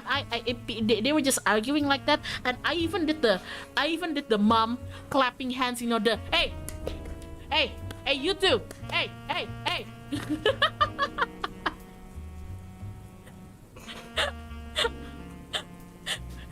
even did that. Beneran kayak mama kayak, hey, knock it up, hey, you too, you, hey. And they still wouldn't listen to me. Okay. So what I did is that I kind of like slammed my head to the dining table. Kayak aku kayak rada ngepukul si meja makannya gitu, like bam gitu. And they got surprised and they look at me both. And the thing is, what's so funny is that while my uncle was just surprised that me as the niece did that, my dad looked genuinely scared. Because he was looking at me, okay, and he could see how pissed I looked, and me looking at him, I could tell that he seriously, he genuinely looked like, oh shit. like, oh fuck. And I just told them, you're gonna eat the pizza that I bought with my money, yeah, or I'm taking it all to my room because I paid for it. Okay, so you're gonna sit here and eat it quietly, or no more pizza. So aku bilang kayak, ini ayah sama om makan pizzanya, nggak usah ribut, oke? Ini pizzanya semua saya yang bayar, oke? Yang berarti kalau nggak makan baik-baik, saya ambil semua pizzanya, oke? You eat it in silence, or you're not eating at all, alright?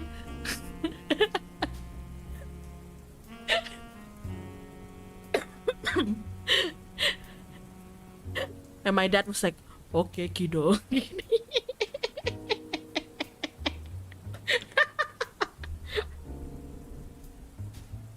Oh my god. But apparently my aunt says that when I get serious and angry like that, I look a lot like my mom, so I guess it runs in the blood. because that's the way my mom would scold me and my brother if we were just being a ruckus and impolite in the dining table, you know. If he like served us something that we didn't want and we were like, I don't want to eat this, she would always be like, hey, you're gonna eat it and be grateful, or you're not gonna eat at all. Your choice. So itu cara marahnya ibu aku gitu loh ke aku sama kakak aku kalau kita tuh waktu kecil dikasih makanan yang kita kayak nggak mau makan gitu. Terus ibu aku bakal kayak, kalian bakal makan, bakal bersyukur, atau kalian nggak makan sama sekali, pilih.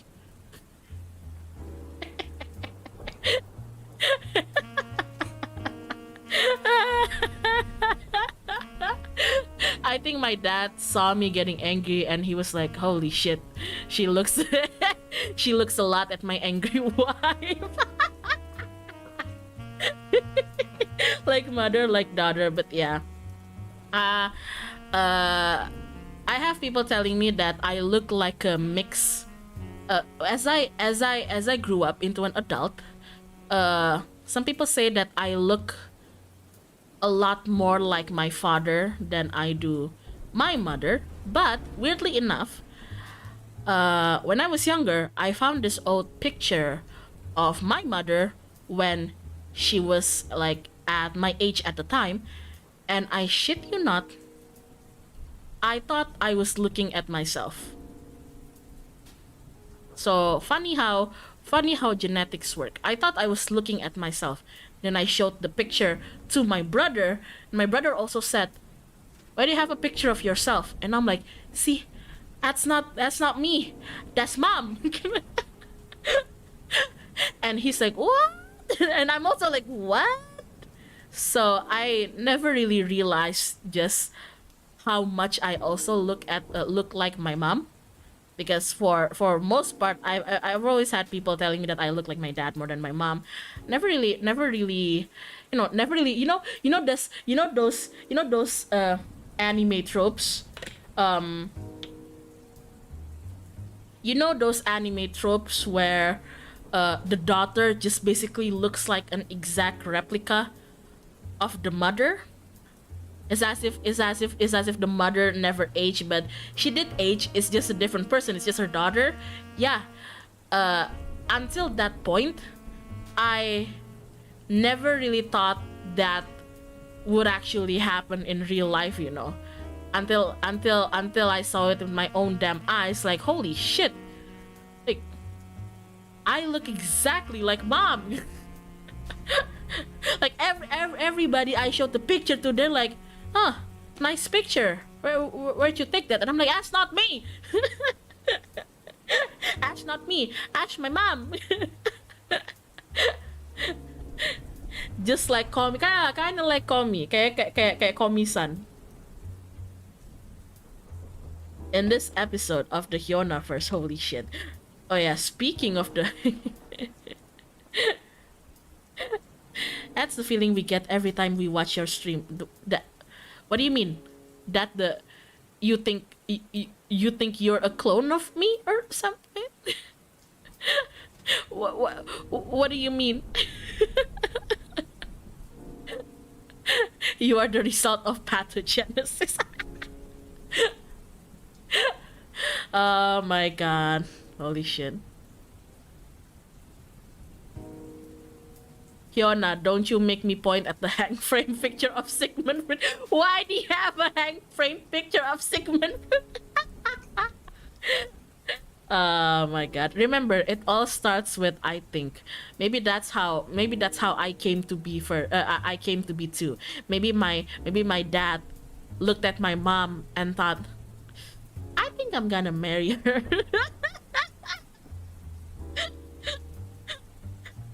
I think I'm gonna marry her. Oh my god. And to think that my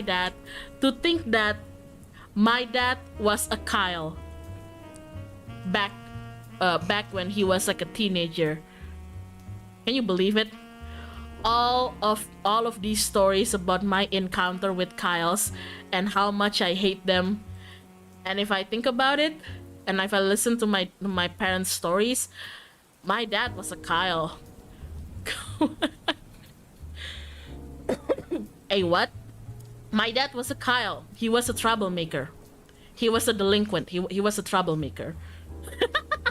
Bapak aku tuh seorang Reza waktu lebih muda. Jadi aku kayak ngerasa lucu aja gitu. Kayak aku cerita-cerita soal pengalaman aku dengan orang-orang seperti itu. Terus aku kayak I look at my dad and I'm like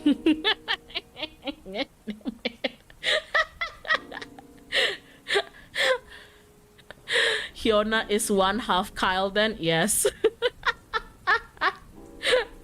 Oh my god. Just like, I am not a Kyle, how dare you? That's a delinquent boy. Genetics don't lie. I mean, my dad told me that, well, this story was backed up by my mother too, but he was basically like a gang member when he was younger. So that was the type of crowd that he used to hang out with. My dad was like that one kid who never shows up to class and is extremely hated by the teachers, but when exam times come, he actually has perfect scores, He was that type of person. And I look at my dad and I know, like, oh yeah, I can agree. My dad is a pretty, not even pretty, he is an intelligent man, but he's not really like the studious type, Dilan. He was the one who like to tawuran. Iya, dia tuh tipe yang tawuran gitu. My dad was the type who would go through like gang wars between schools and everything. So yeah. Meanwhile, my mom was like this. My mom comes from this like like extremely simple and reserved family where she was like always very ladylike and everything. And my mom has my mom used to be, not used to be, but my mom used to sing for like school events and everything, and that's how she became quite popular with the boys. So if anybody tells me that my parents pairing is pretty anime, I'd be like, yep. It's like you take the sweet, reserved, gentle lady like school idol and you pair it up with with this like jackass but smart delinquent of the school. So yeah. But according to my dad, this is actually like a pretty serious story. So your mom came from a shoujo manga while your dad came from a shonen manga, kind of. You really do live for shoujo manga, but that's my parents. That's not me. That's my parents. That's not me. I don't have any. I don't have any like school. I don't have any Kyles pining for me, and I don't pine over Kyles. Not now, at least. God damn it. So my dad told me about the moment that become his turning point. You know, the moment that straightened him up was the moment one of his best friends passed away. So my dad hanged out with the school's gang, right? And he was like a he was my dad was very young. They were still in school and everything, but he and his friends were like gearheads. So they would like skip classes and they would go to this bengkel tuh apa sih? Intinya mereka suka kumpul-kumpul di kayak bengkel gini lah. They like to experiment and fix stuffs like motorbikes and cars. So you could see why I tend to like motorbikes. You can thank my dad for that. But yeah, workshop, garage, yeah, something like that. They would skip classes and go there, and sometimes his friends would participate in apa sih yang kayak balap liar gitu. Balap liar tuh apa ya Inggrisnya? Like street racing. Yeah, basically him and his gang would sometimes do street racing. Sometimes they do it while it's like school time. Sometimes they do it in the middle of the night. But yeah, that's basically what they did. Road race, wild wild racing, yeah, something like that. And then one day, his best friend crashed during one of those races, and my dad had to my dad had to take his body to the hospital. Basically, they called an ambulance, and the ambulance took the body to the hospital, and then my dad also followed to the hospital. But in the hospital, because it was already in the middle of the night, in the what you call it, UGD, in the ER, emergency room. In the ER, they, like there's a bunch of the paramedics and everything, but apparently they needed like one more person to also help like carry his best friend to like the operating room. I'm not sure if his best friend was already dead by that point or not, but the point is, my dad basically saw all the blood and gore and damage.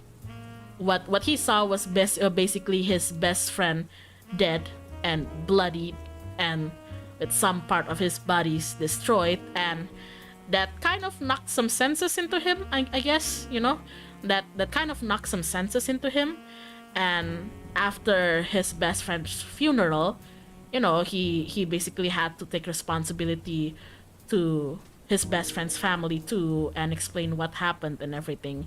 And it was a sad and horrible thing that happened, but it did it did it did turn my dad for the better, you know it turned my dad for the better. So he stopped fucking around in school, stopped playing around, and he actually straightened up, and he actually became a good student. He actually pursued, like seriously pursued education, you know like if there's one thing that I'm proud of my dad, is that um uh he's a very smart person. I'm proud of him for that. I'm proud of him for that. And I think him turning his life around and deciding to straighten up and stop fucking around with life is also what finally got him married to my mom too. Because on my mother's side, see, here's the thing. Here's the thing. My dad is they're not best friends, but my dad is like a very close friend with my mom's older brother. So my mom's older brother, my uncle, were close friends with my dad. But when my dad finally confessed to my uncle that he is starting to like my mother romantically, my uncle got really angry. Jadi waktu ayah aku akhirnya ngaku ke pamannya aku, ke kakaknya ibu aku, kalau dia suka sama ibu aku, paman aku tuh marah. My uncle got really angry at him and basically told him, like, I would never let my sister marry a man like you, which means that as much as my uncle likes my dad as a friend, at the time my dad was still like this delinquent gang member, and he wouldn't let his sister be with somebody like that. And that led to fights between my dad and my uncle, and their friendship sort of fell apart because of that. And at the time, according to my mother, from my mother's point of view, I don't know if that was a bro move or an older. I think at the time, my uncle was being an older brother to my mother more than he was being a bro to my dad. It's like having that one rebellious friend who you love, but the moment that rebellious friend sets their eye on your siblings, you're like, nah, bro, kind of like that. Kind of like that. And I remember at the time, my mom was really sad. At least that's what she told me. She started she started writing this like sad poetries because at the time her family and mostly her older brother didn't approve her seeing my dad because of the kind of reputation he had. And I'd like to think that my brother, my dad, finally choosing to straighten up and become better is what finally caused my uncle and my mother's family to relent and let my mother be with my dad. So yeah. You good, bro, but not with my sister. Yeah, something like that. I'd like to think that is something that I would do too. I might have like a friend that I really love, but I wouldn't automatically approve them being with my brother. Something like that. So like good on my dad for doing that. Forbidden love, yeah, forbidden love type of stuff. It was so weighing down on my mother that she told me there was a point as a student in her life where she just stopped studying. she stopped coming to school and everything because she was so sad over not being able to not being allowed to see my father, you know.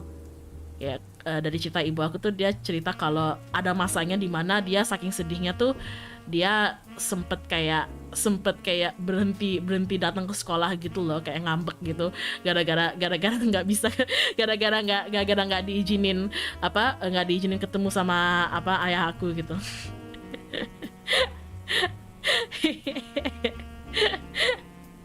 Kayak something like that. This is a good movie. Oh my god. Nah ya, nggak mau sekolah belum disuruh. But and eventually that happened when they were both still in like high school or something like. And eventually my dad, as an adult now, he already officially dated my mother for like quite a long time. They dated for years, as far as I know. They dated for years, and then one day, my dad needed to move away outside of Indo again. So before he moved away, he outside of Indo, he wanted to marry my mother first. He wanted to marry my mother first, and then have him and my mother move outside of Indo.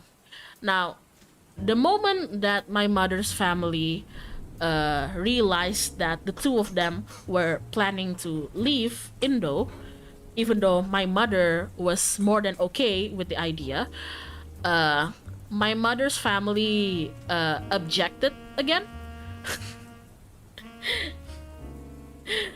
My mother's family objected again. Jadi awalnya karena keluarga ibu aku kasihan ngeliat ibu aku sedih kayak gitu, akhirnya dikasihlah ayah sama ibu aku bolehlah gitu, kayak bolehlah pacaran serah gitu kan.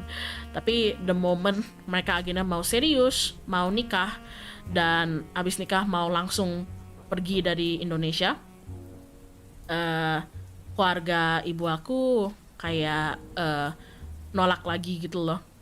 So yeah, I mean, I don't really blame my mother's family. You know, they come from a very reserved background. So imagine having your daughter falls in love with the delinquent of the school, who's well known, who's like a well-known gang member who likes to participate in stupid shit.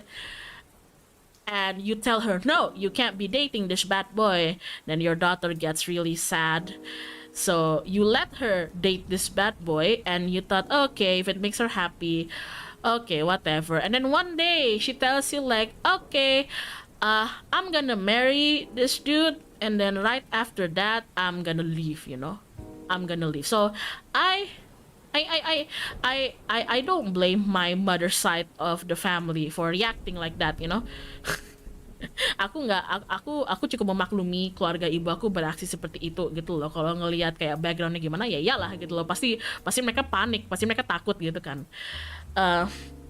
But eventually, after much convincing, the answer from my mother's side of the family was still pretty lukewarm, like yeah but no, but yeah but no, you know.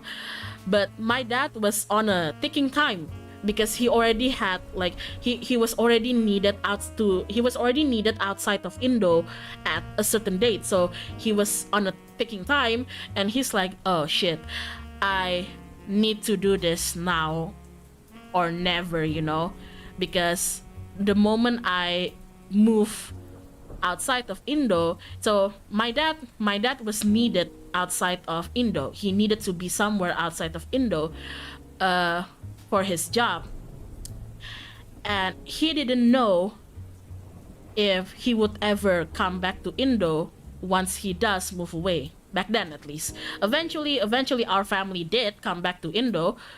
Like I'm here now, obviously, but back then he didn't know whether he would be back to Indo again if he moved. and he needs to move, he needs to go, you know, his job and education demands it gitu. Jadi bapak aku tuh nggak tahu kayak apa dia bakal bisa balik lagi Indo atau enggak gitu loh. Jadi itu di saat itu tuh bener-bener momen kayak now or never gitu loh buat orang tua aku. It was a now or never moment for my family. So they did get married in the both of them basically with like here's the thing, my mother's side of the family gave like a lukewarm answer, like yeah, but no, yeah, but no. Meanwhile, my father's side of the family wanted like a really extravagant celebration of the wedding. So we have a not supportive side and an extremely supporting side here, okay? So you know what they did? Both of them said fuck it, went to the what do you call it, the office, apa sih, apa sih yang kantor yang buat pernikahan itu tuh, lupa aku namanya.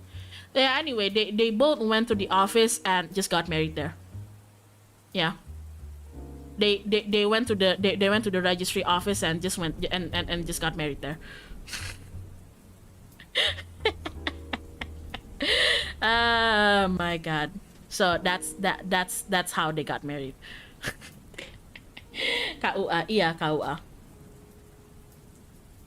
They went to the administrative office. So I asked my mom, like, oh, like, why is there no, like, you know, like wedding pics of you and dad?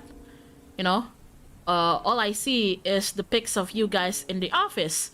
And my mom dressed up a bit, but it wasn't exactly the way brides there used to dress up. It was much more simple. It was I could tell that she dressed up, but it was very, very simple. So I was like, oh, like how come there's no, you know, the usual, like everybody in our family has like this pretty like ceremonial, pretty extravagant photos of their marriage, like where's yours?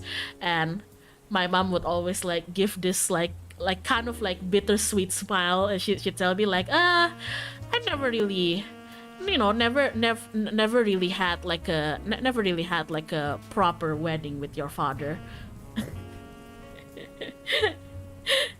I never really had a proper wedding with your father. We got married, and then we immediately moved away, but you know, never really had a proper wedding with your father. And I was like, oh shit, sorry. Would you have preferred it if it was like, you know, the usual, you know how Indonesians throw wedding parties, they're usually much more extravagant than this, right? Ya kan tau lah kalau orang Indo bikin pernikahan, ya perayaannya ya tentu saja lebih duar daripada ini. Ini kan simple banget lah gitu.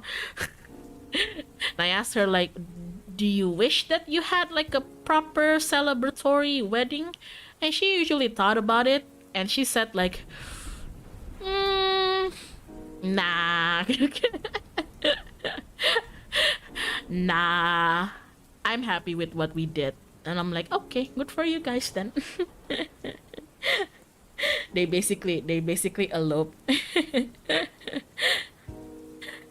They could still get a proper wedding, no, it's never too late. And sometimes I tell them that whenever their anniversary is coming up, I always tell them like, hey, you guys could have like a mock wedding if you want.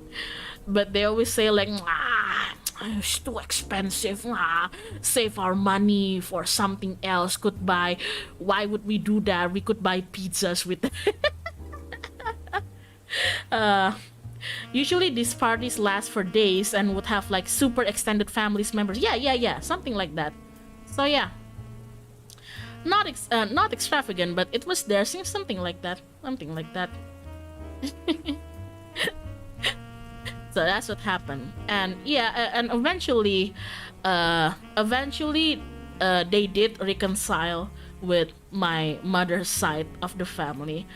I think never really fully, but it is much better than the relationship is much better than it used to be. Relationship is much better than it used to be. So yeah, that's what happened. So yeah. That's the story. That's the love story between my parents. Weddings are very expensive, yeah, but I'm kind of grateful for that because at my age now, I've already had like a lot of my friends like marrying and having children, right? Kayak kalau udah seumuran segini mah pasti kayak mulai ada teman-teman kita yang kayak nikah, punya anak gitu kan. And as much as they tease me about, you know, getting a husband, settling down, my mom would even just randomly send me baby names, and I'd be like, I'm not pregnant.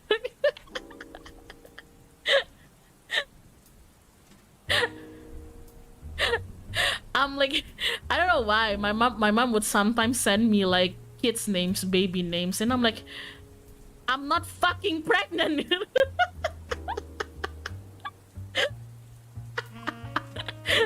Knock it off. I am not fucking pregnant. God damn it.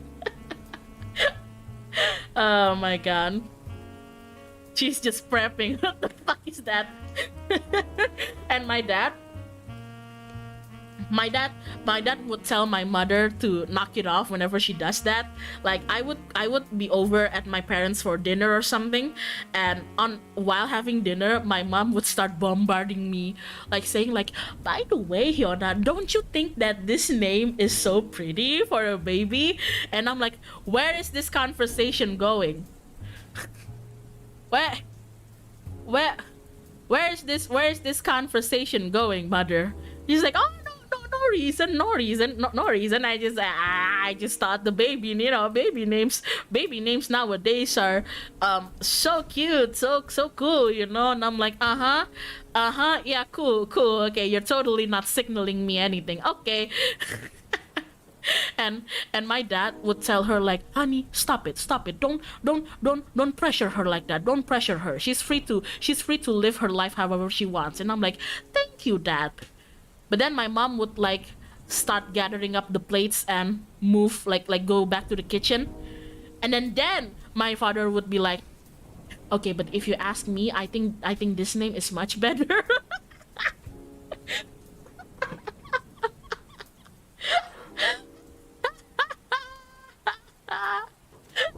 And I thought you were on my side, god damn it. Wow. You sneaky bastard. Gimana sih? Sama aja. God damn it. Jeez.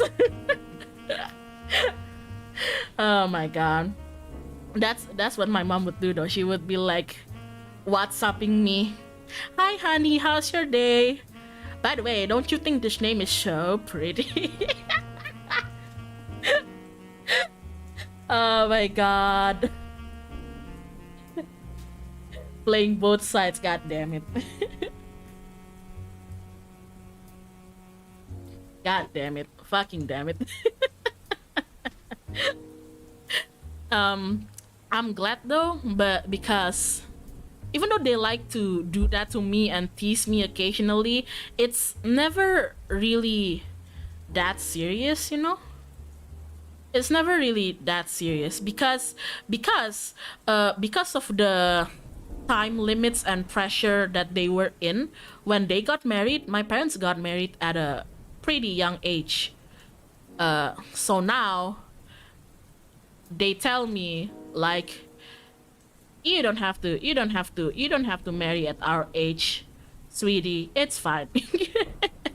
They always tell me like, if anything, sweetie, my mom especially, sweetie, I love your father, but you don't need to get married young if you don't want to.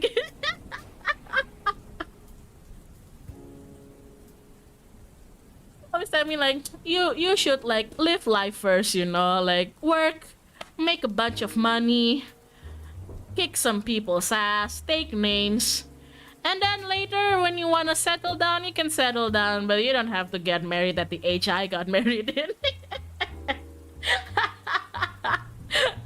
I'm kind of grateful for that. So they never really pressure me to like immediately like you have to settle down now, or something like that.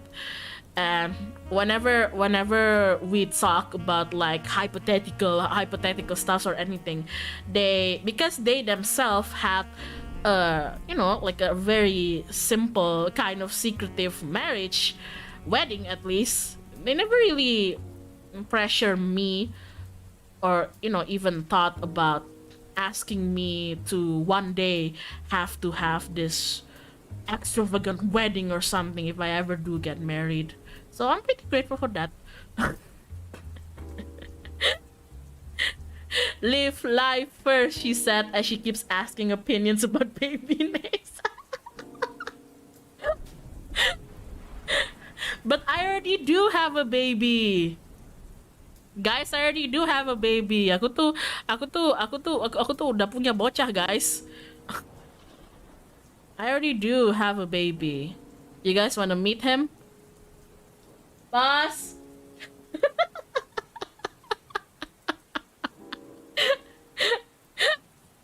I do have a baby. So what do you mean I don't have? What do you mean I'm not responsible for a baby? I am responsible for this baby. Yeah. Your dog, yeah. It's kind of funny though.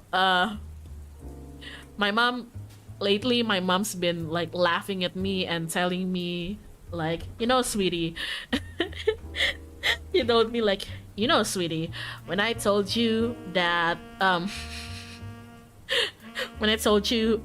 you need to live your life, like make a bunch of money, kick some ass, break some hearts if you have to, just like girl boss your way.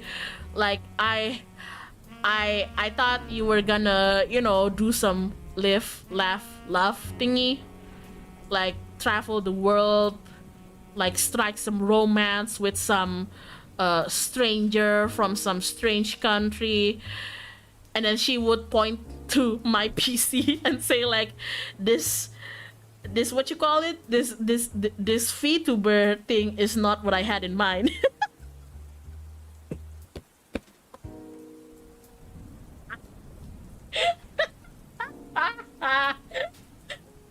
What do you mean? I am girl bossing.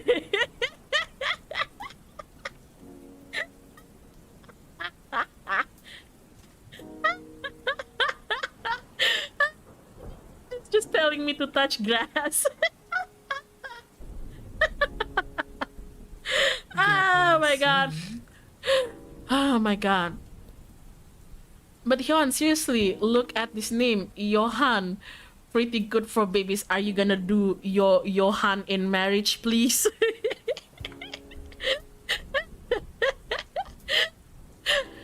This is the way to do it in the 21st century.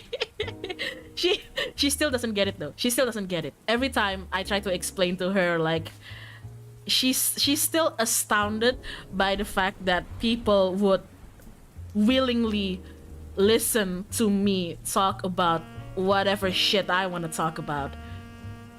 She would be like, so you go online? Yes. And this is live. This is not a video. This is live. Yes, it's called streaming. Okay. And you talk or play games, but mostly you just basically talk and interact. Yeah. And people listen to you? Yeah. And she'd be like, why?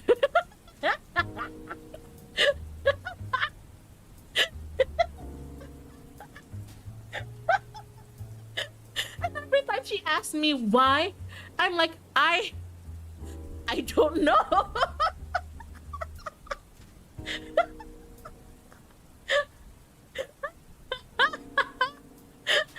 Oh my god.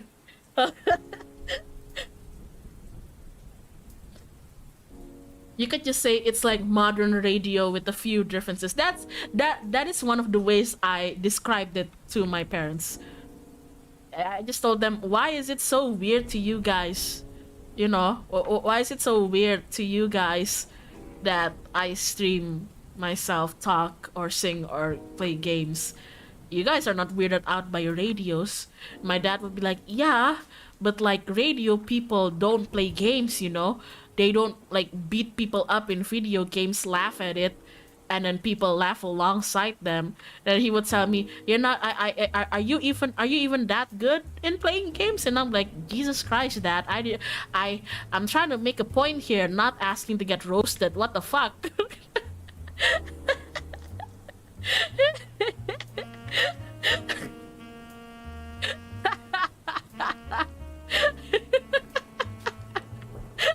Like, what?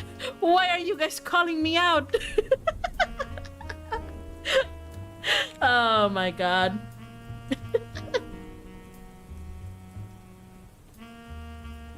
Oh my god. Get roasted by her own father. Dad telling you to get good. Ah, yeah, big words coming from a man who, you know, what games does he play again? Fishing simulator. Alright, okay, big guy. It's like every time my dad starts talking shit about me sucking ass in video games, I always think, oh, big words from the guy who bought an Xbox because he wanted to play Microsoft Flight Simulator and what is it again? Fishing simulator. Yeah. How long did you last again, old man? It's not about the game. It's the fact that he didn't even last like 2 weeks trying the games, you know.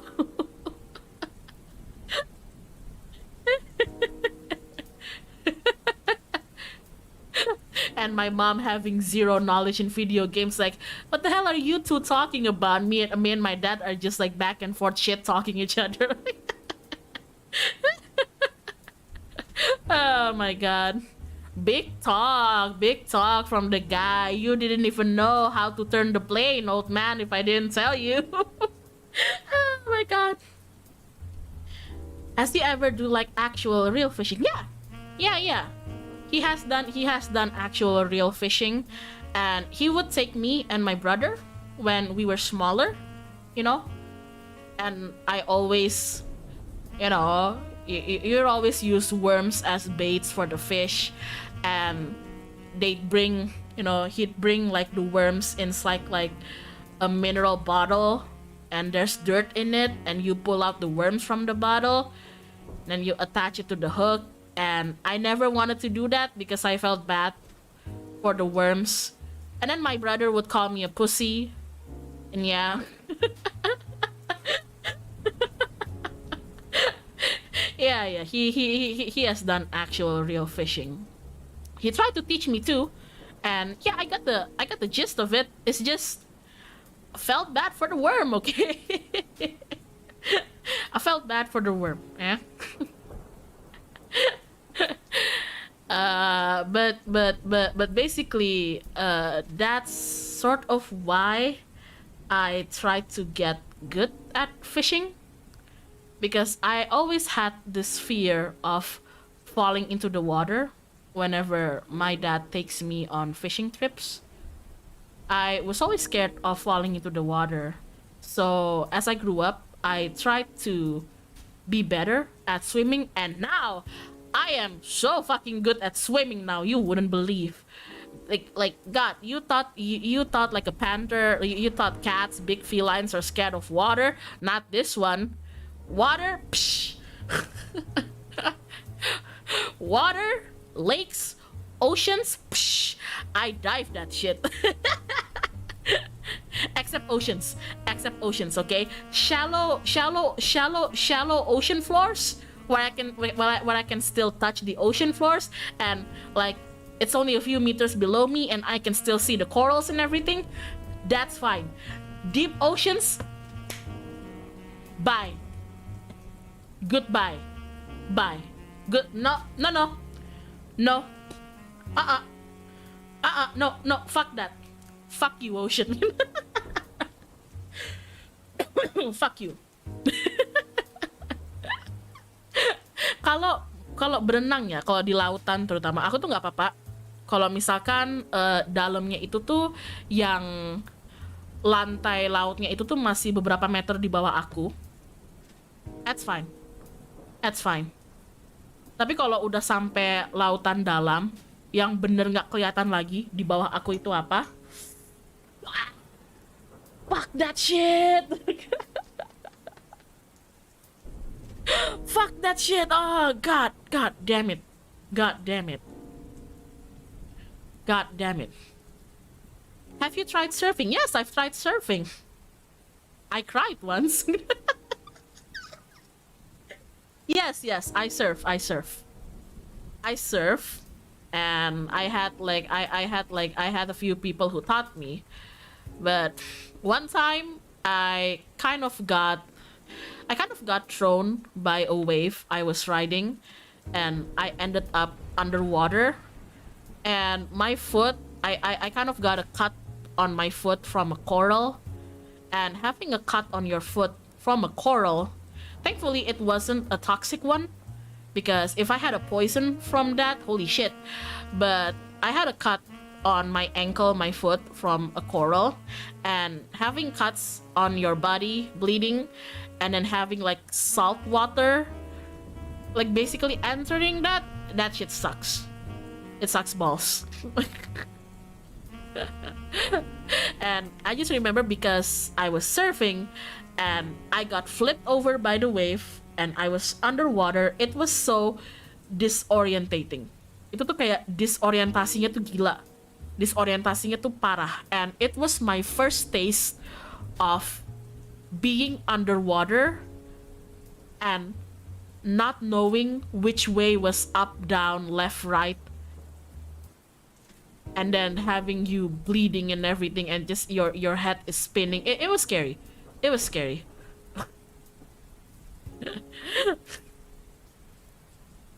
Do you sometimes browse the R-thalassophobia subreddit or other such collection of photos of deep water just to tickle your nerves? Yes. Yes. Yes, I do. I don't know why I do that to myself. Oh, I hate deep ocean. I'm going to look at pictures of deep ocean now. Aku nggak tahu ya kenapa orang kayak gitu. It's like people with trypophobia. Why do you Google that shit? You know you hate it.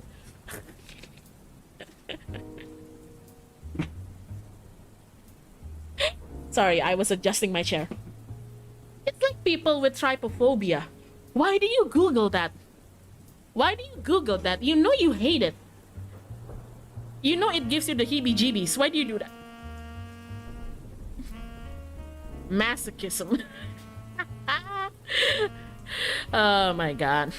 But yeah, that was my first experience of just seeing blue everywhere. Just seeing blue and just feeling yourself. First of all, you get flipped over and you start spinning underwater, disorientated, not knowing which way is up, and then you start to sink. Especially if your ankle is strapped to your surfboard, you'll sink.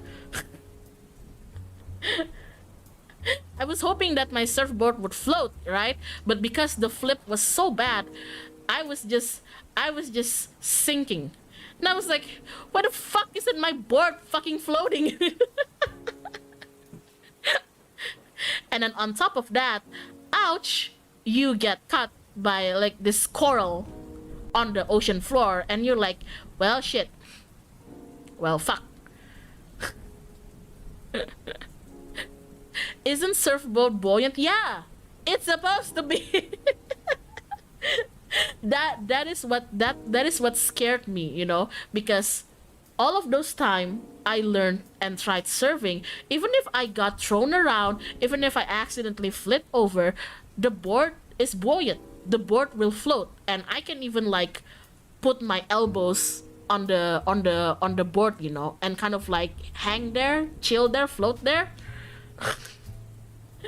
But this time, I was too arrogant, too stupid, tried to tackle a wave that's way bigger than I should have. Got flipped over, and the impact was so bad that water was just bam, you know, it's like being slammed down to the point that my board didn't even have time to float. And by the time it finally did float and I floated, I already had my foot cut by the coral.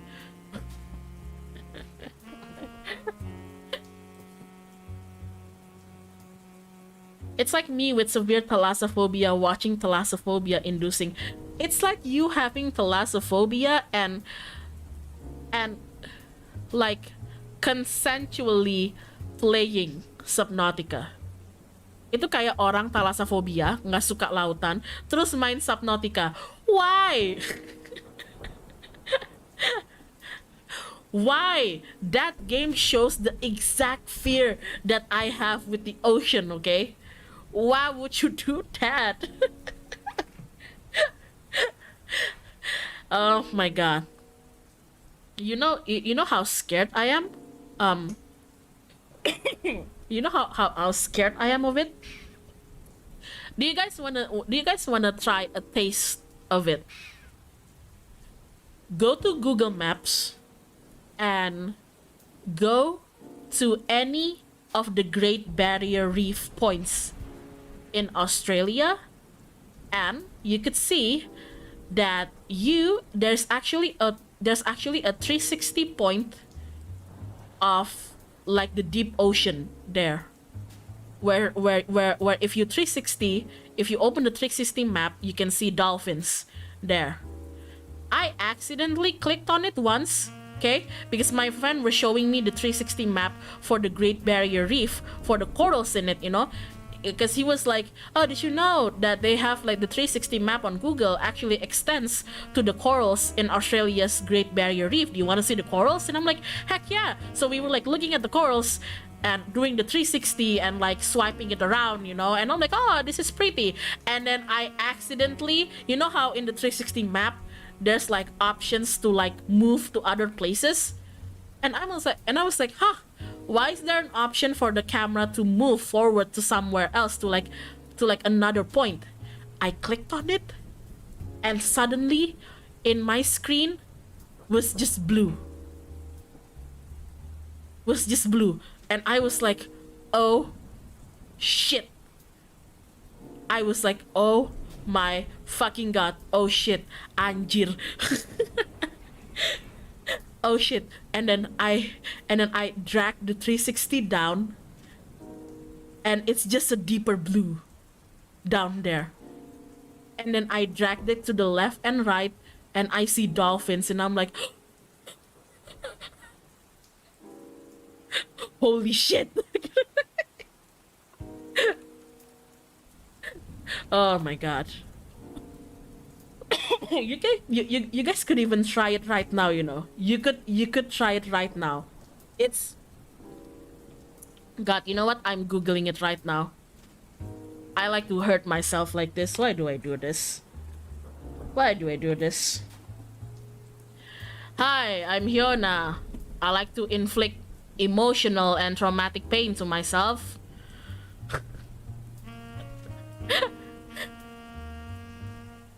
I'm in Google Earth right there. Yeah. Just use Google Map or Google Earth. I swear to God.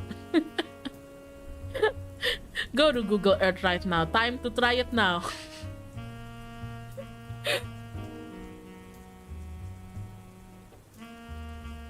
Exactly your question couple of minutes ago. Shut up. Oh my god. Funny thing is that a lot of the ocean really is like that, just blue water and nothing else. Basically a desert in the ocean, right? Like, I'm okay with the colorful ocean, but the deep dark ones, oh my god, what the fuck?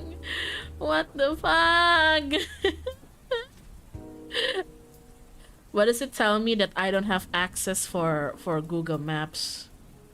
Why? You don't have access to Google Maps, why? Let me see the blue. Let me see the blue. By the way, dolphins are scary dolphins are scary because they're smart. Dolphins are scary because they're smart. Smarter than we give them credit for. Oh my god. Google won't let you see the blue. I actually think deep oceans are pretty cool. It is in a sense pretty cool. See, I like to watch like essay videos on deep ocean because there's a lot of cool things hanging around there. I'm just scared of them. I'm just scared of them, okay? It's like outer space. I am a space nerd, but whenever I see those 360 videos from NASA or like those people who tie like a camera to the very edge of our atmosphere with a 360 camera where you can like see the outer space, and you see that outer space is just black, is nothing. You know, you Google pictures of outer space of galaxies and you're like, oh, so pretty, so colorful, so many stars. No, no, that's the big picture. Actual outer space is mostly dark and empty, and there's like spaces between each stars. You know, that's scary. Those pictures are a lie. It is a lie.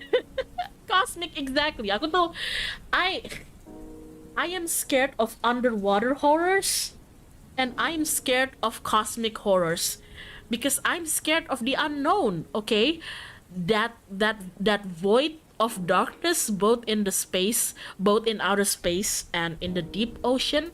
What scares me is the possibility of something so big just lurking there, and I wouldn't even know. You know, I wouldn't even know. You know, it scares me. Even like, looking at those like YouTube comparison sizes between like our galactical planets, and like where the size keeps getting bigger. Like you have like, oh, Venus, and then Mars, Venus, and then Earth, and then the moon, and then it starts getting bigger, and suddenly on Jupiter the camera just zooms out. Like, what the fuck, that's so big.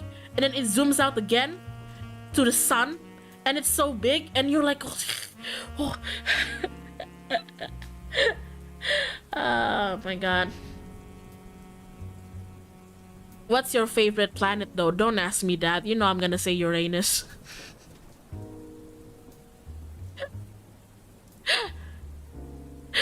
Don't ask me that. You know I'm gonna say Uranus.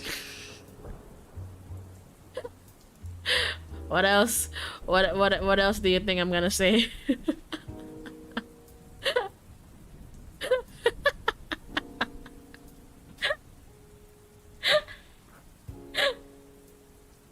Hyona, please, it's Rama. Ah, I'm sorry. My favorite planet is planet Earth. Yes, the planet where we all live and get to enjoy VTubers and animes like Spy X Family. Yes, I said the X. Earth is my favorite.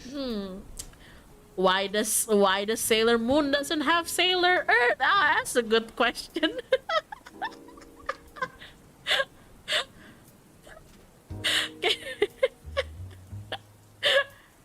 Oh my god. But honestly, Sailor Uranus, hot. Okay, seriously, Sailor Uranus. I know. We were like, Sailor Uranus, hot. Hot. Shut up. Hot.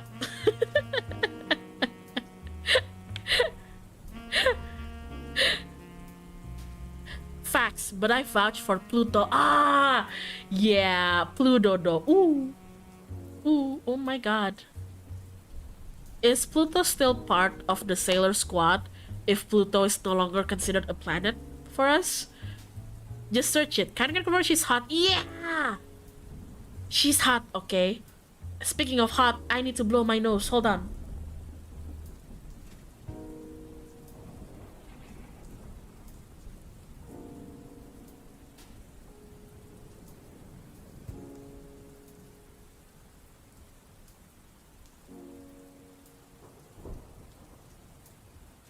I'm back. What was I saying? Oh yeah, hot women. Sailor Uranus is really hot. But, you know, she had that thing with Sailor Neptune, and I was like, ooh. Ooh. Moon isn't a planet either, so how come there's no Sailor Earth? But even though I think Sailor Uranus is hot, I think my favorite sailor is either Jupiter or Saturn. I like Saturn. Saturn's cool. She was the coolest to me, at least. Jupiter, I liked her because there were some aspects about her character that I admire, that I like. But Saturn was just, you're cool. And then there's Sailor Mars. But Sailor Mars, I like her more for aesthetical purposes, because if you couldn't tell, I have a thing for red and black combos in colors, especially in characters. So you're starting to see a pattern here. Sailor Mars, Yor from Spy X Family. I got a thing for like black and red color combos. It's a cool color combo, okay? Shadow, exactly. Shadow the Hedgehog. I like black and red is like one of my favorite color combos aesthetically. Does that mean that I will automatically like any characters with that color? No, but if I feel that their personality matches the aesthetics of it, I like it. Ah, edgy characters type. Shut the fuck up. I watch Ruby, okay?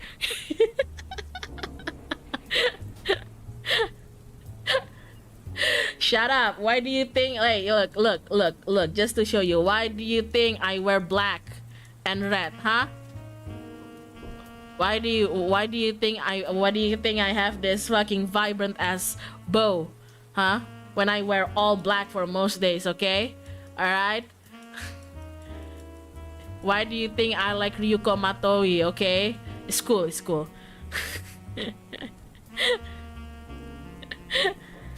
Hold on, Hyona, what's your color scheme? Mostly red and black? Or like rust colors? I mean, if we... I usually go for black and red for my aesthetics, but I know it's kind of a bold colors. So when using it in streams, I kind of go for colors that are kind of families with those colors, but not exactly as vibrant. So, like for my overlay, I might not use bright red or, you know, pure black, but there is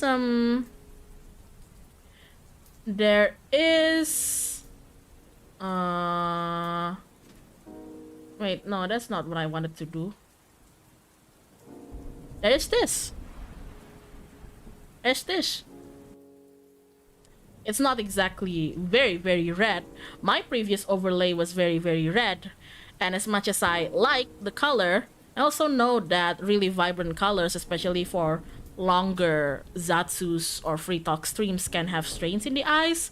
Especially if you're looking at your screen, if you're looking at my overlay throughout the stream, it's gonna take a strain in your eyes. So I kind of prefer a more muted color for it. Yeah. But if I could choose freely, yeah, heck yeah, I'd like my color scheme has always been black or red.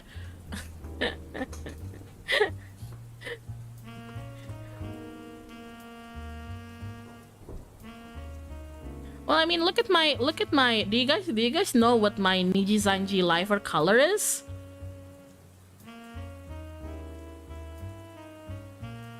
Your hair and YouTube video progress bar is also a red and black combo. Do you guys know what my NIJISANJI lifer color is? It's burgundy. It's dark red. Yeah, exactly. It's burgundy. It's burgundy. It's dark red. When I was going to debut, and we were trying to decide on the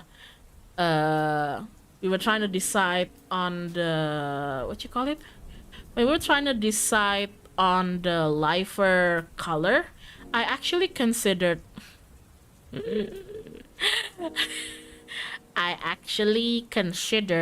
what if my liver what if my NIJISANJI liver color was black.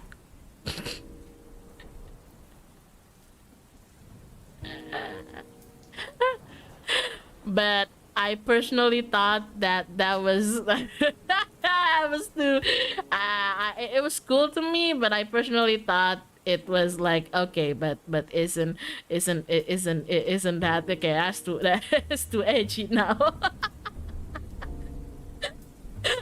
Because then I try to compare it with everybody else's liver colors, and I'm like, okay, I don't think I'm gonna go with black.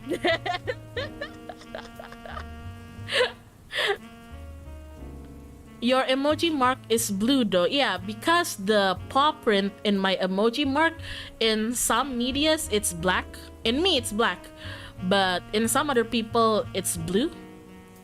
I've been like sort of thinking whether if I wanna change my liver mark, emoji mark, into something else. But if I change it, I don't really know what I wanna change it into. Oh, TKD, thank you. Oh, hey Doc, you're still on right when I'm just up for midnight snack.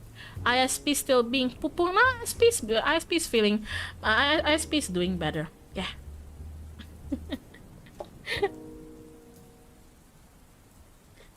Rocks? What the Oh, you mean this?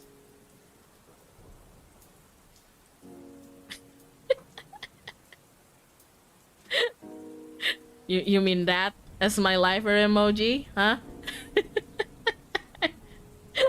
Itu lifer marknya, that's what you mean? Technically it's a rock.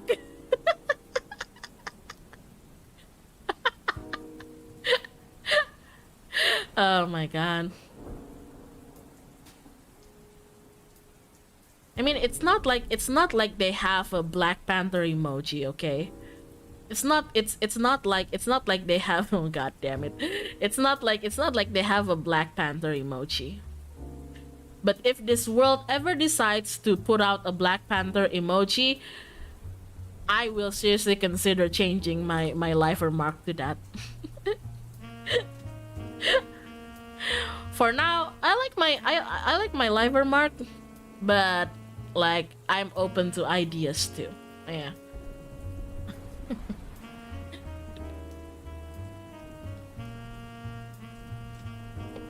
Black cat emoji. I think black cat emoji has already been used, right? I think black cat emoji has already been used in NIJISANJI. It's already been used. It's already been used. I think I considered that, but then I realized that somebody else already uses that, and I myself don't have that emote available in my phone, at least. Oh my god.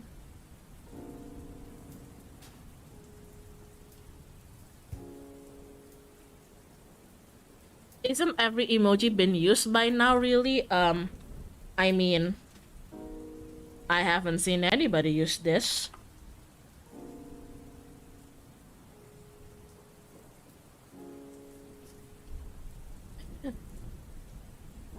Isn't that Millie's? Isn't Millie's wand? If I remember correctly, I haven't seen anybody use it.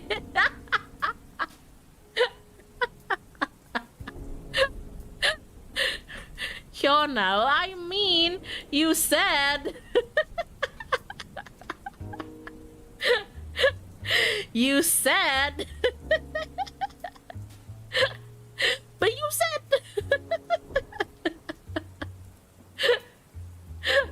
Well, I can see why. What about this gorilla then? Oh my god. Is that a paw print and a basketball? Come on and slam. And welcome to the jam. I considered this too, actually. I considered this too, but didn't know whether it fits me or not. I was scared that I was scared that somebody else already uses that. Plus, didn't know whether it fits me or not.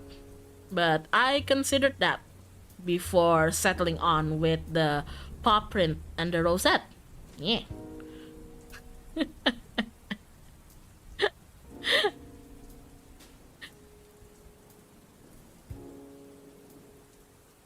Edgy. How is that edgy?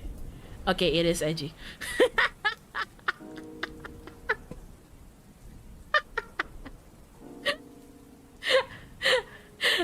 How is that edgy? Okay, it is edgy.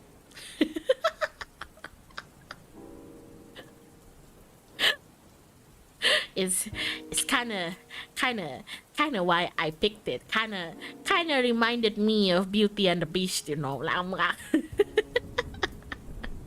kind of reminded me of Beauty and the Beast, you know. Like, get it? Like, I'm the Beast. I'm a Panther, RAR, XD. That would make you guys the Beauty, though. Yeah.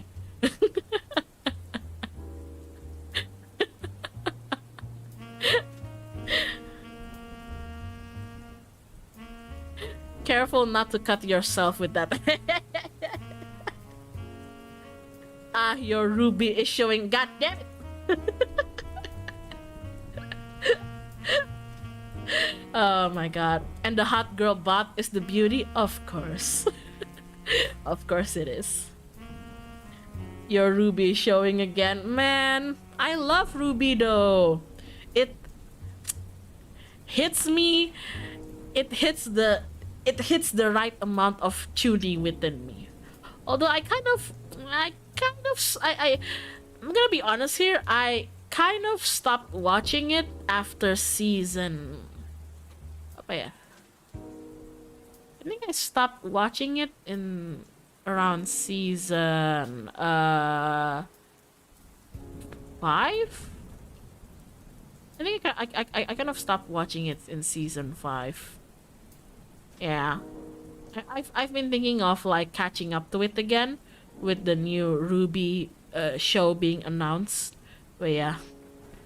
Exactly the same here. I know, right? I like that. I like shows like Ruby where it's like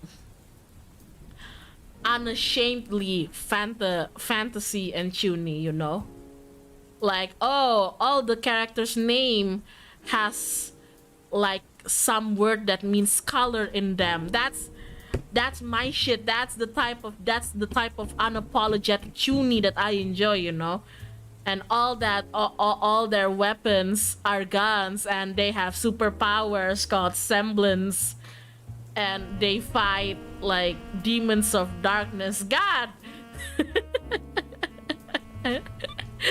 it is unashamedly tuny. I love it. I love it. God damn it. What do you mean season 5 never happened, guys? Wait, is Ruby just Candy?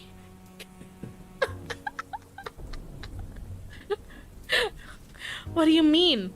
How have you been spelling it all this time? Have you been spelling it like RWBY or something? I was right. Ruby is Ruby. I read it as RWBY. Aspin. Aspin. Aspin, by the way. Aspin literally says Team Ruby in the episode.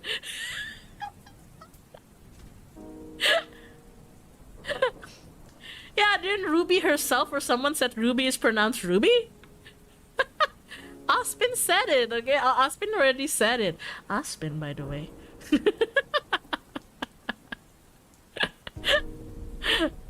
RWBY, goddamn.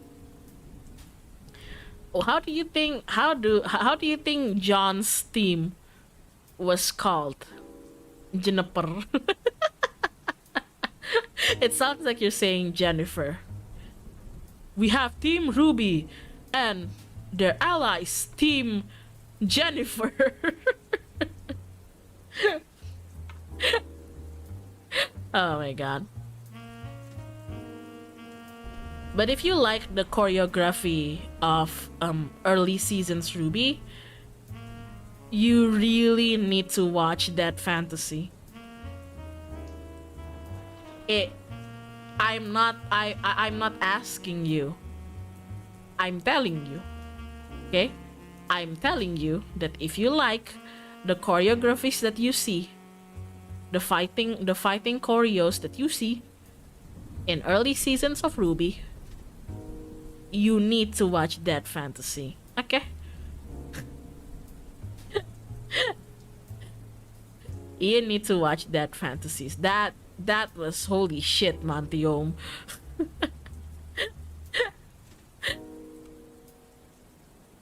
Yeah, the thing I like about Ruby, or the one thing that really resonated with me, I feel like early Ruby, season 1 and 2 especially, season 1 especially, the story was pretty lukewarm to me. I hadn't really gotten hooked by the story very much at season 1, but I really liked the fight scenes, you know. I really liked the fight scenes and how they just went, you know, all out crazy with the weapons. I like that. I like that. And the trailers were amazing. Okay, the trailers were amazing. It wasn't until season 3 that I finally felt that, okay, story is actually going somewhere. The story is actually going somewhere. But then season 4 came and I tried to enjoy it as much as I did the season 3. But like with the fight choreos being slightly different, it, to me, it kind of lost the little charm that got me hooked to it at the time. So yeah.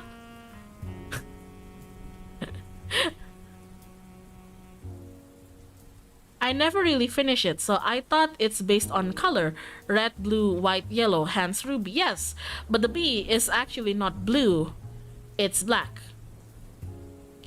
Which is, you know, kind of funny because later on, Blake sort of wears more white and purple sometimes than black, and you know, it's kind of funny. Hey, kind of funny. Oh my god. I heard the spin-off novel with Team Coffee was really good. Oh yeah! I really need to pick up on it again. I'm not like I'm not gonna give up on it just yet. I still wanna pick up on it. And see whether I could still enjoy it as I did back then or not, you know. Have you ever thought that sometimes Nara and me is kind of resemble Blake and Yang? I just realized that.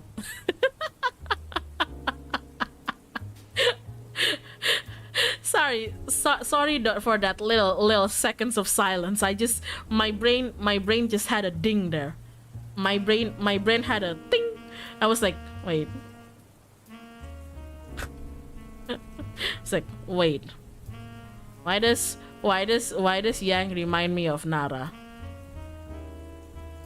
Then I look at my ears and I'm like, wait.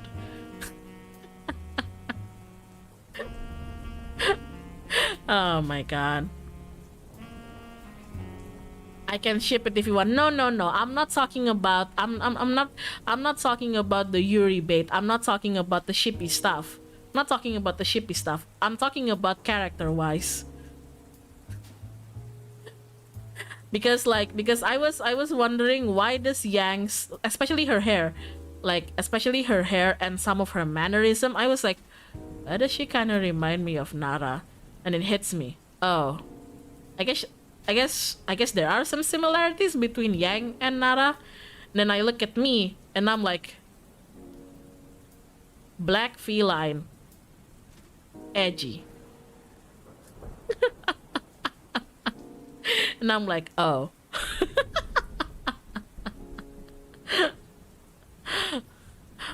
Not everything is about the ship.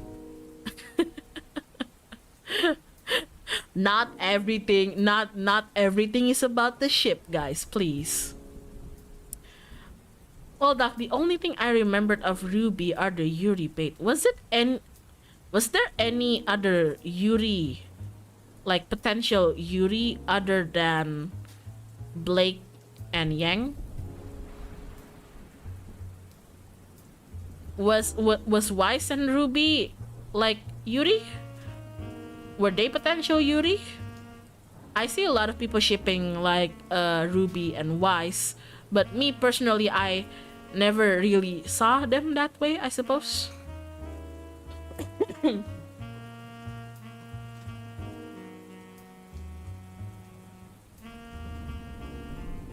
Blake and Wise was, oh, okay. I can kind of see Blake and Wise. I can kind of see that with Wise's character development, especially.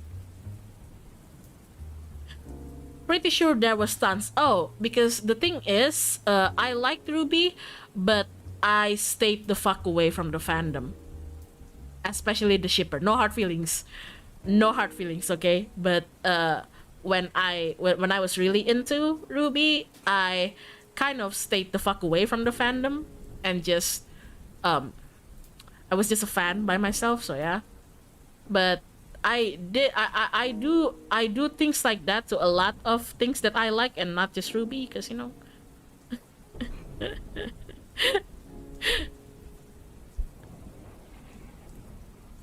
There was an actual married couple later on. Okay. Ruby Penny, oh, you're right. Not gonna lie, I thought Sun Blake was kind of cute, but I'm okay with Blake and Yang too. Yeah, I like both actually. I like Sun and Blake, and I'm okay with Blake and Yang. Blake do be giving me the bye vibes. But sometimes I feel like, not always, but sometimes there are certain moments where I feel like Sun sometimes is basically just a male Yang. Sometimes not. Sometimes he has his own character moments that separates him and Yang, but sometimes he just kind of makes me feel like he's male Yang. And whenever I do feel like that, I'm kind of like, you know, okay, you could also pair her up with somebody completely different from Yang and see like the different dynamic that she has between the two of them. Yeah.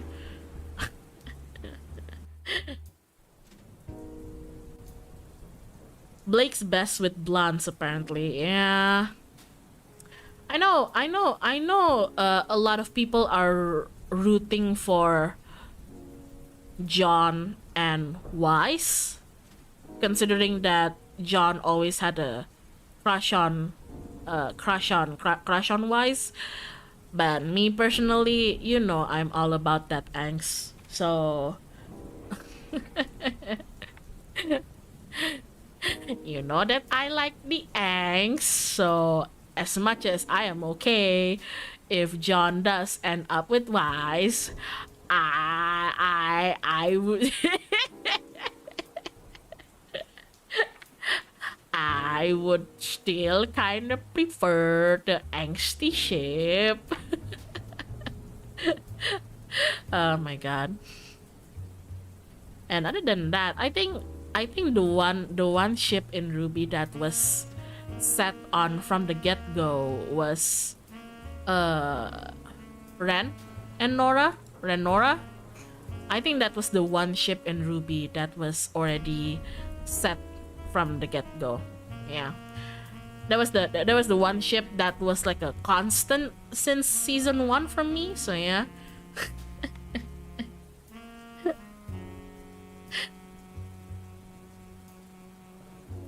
I never noticed John's crush on her on Wise, huh? Um it's that typical trope of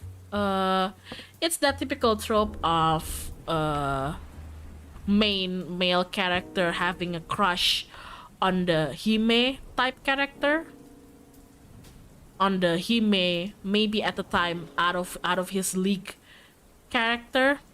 Meanwhile, his not really his Osanajimi, but like the other girl who's been there by his side, who actually contributed a lot to his character development, is like one-sidedly pining for him. Yeah.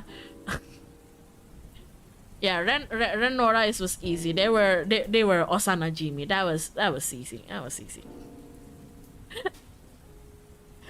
I do remember a lot of people shipping what else?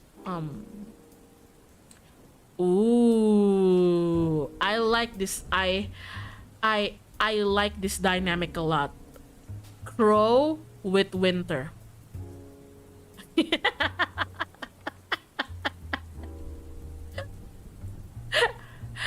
I like this dynamic a lot. Crow with Winter, Wise's older sister, has that. That's a spicy. That is one spicy meatball. Oh my god, got that. God, like, it just ticks everything that I like. Just ticks everything that I like. Enemies to lovers, and then contrasting color scheme. One is like gray and red, gray, black, and red. The other one is like white and blue. The sassy talk, and them actually fighting each other. God, I'm sorry, but I have a big guilty pleasures with shipping characters who fight each other. Okay, if you guys beat the shit out of each other, I'm shipping you.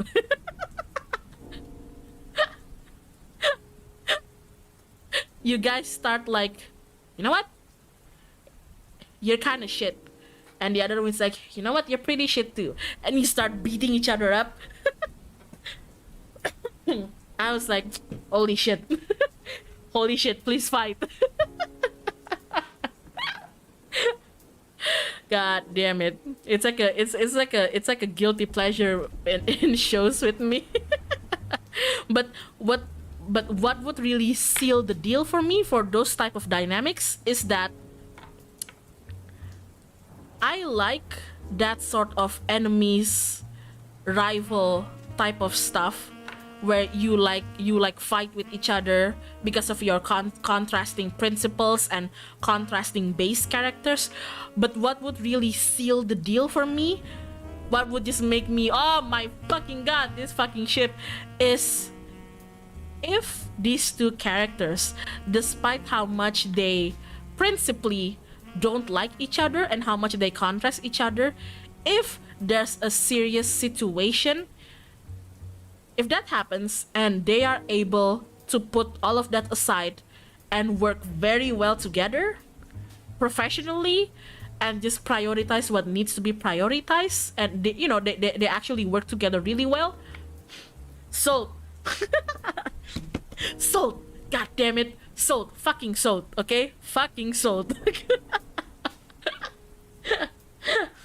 Fucking sold. Okay, god damn, fucking ducking sold. I would worship that ship. Oh, worship that ship. Oh.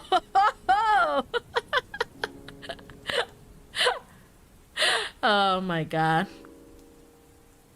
Evening, how are you? Like, hello, I'm good. How have you been? Hello, Aruta.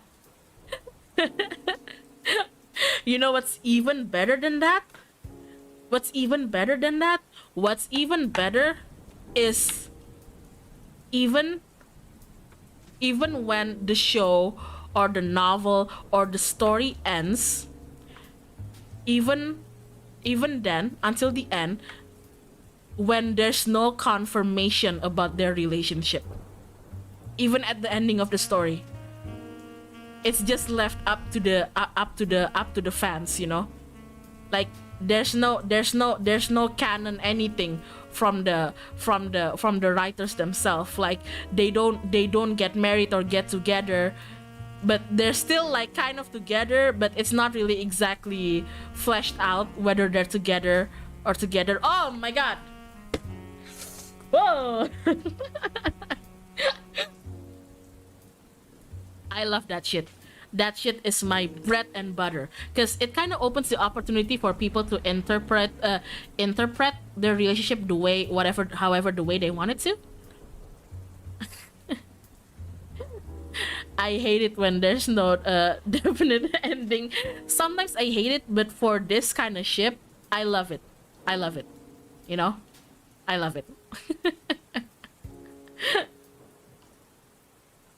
Authors are too scared to make a ship canon though, so it's so frustrating. Yeah, that's understandable. That's understandable. Have I ever told you guys the story of my best friend reading a fanfic series that I made and not realizing that it's me who wrote it? Well, that's a story for another time. I know what I'm gonna tell you guys next time. Get well soon. So seorang terima kasih. It's been fun. Gotta go now. This night might be the night of 1,000 months. Until then, dog. Good night. Have a lovely evening. But yeah, I know what I'm gonna tell you guys next time. Cause it's getting late. You can't just tease like this. But yeah. Next episode on the Hyona first. Last episode, Hyona tells the story. What was I talking about with you guys last time? What did I talk to you guys last night? What?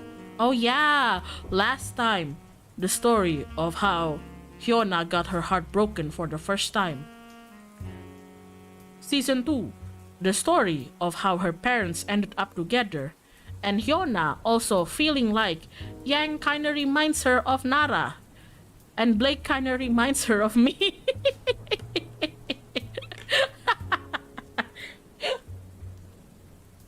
Okay, speaking of which, I don't know why. Okay? I don't know why. I have absolutely no explanation for this. But if I were to do like a NIJISANJI as X NIJI ID as like Ruby characters,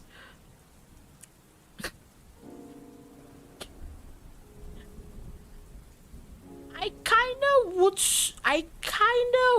say Nagisa is Neo.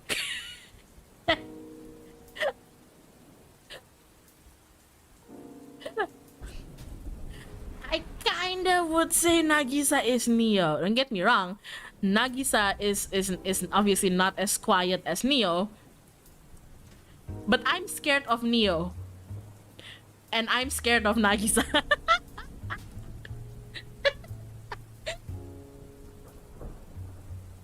I feel like if we were all Ruby characters, I feel like she would beat my ass.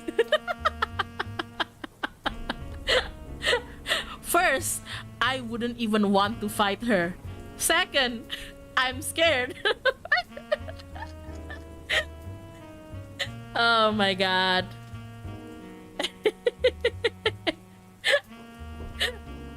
Yeah, she's tiny and terrifying. You think like she's not imposing or whatever, then suddenly bam, she sucker punches you out of nowhere. Oh my god. Yeah. Who would be Sun? Uh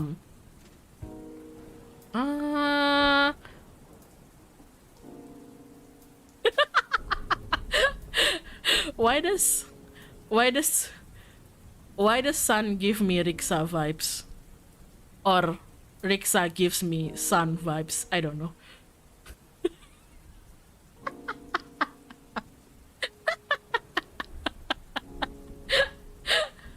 I don't know. I was just thinking about Sun, and I'm like, Sun?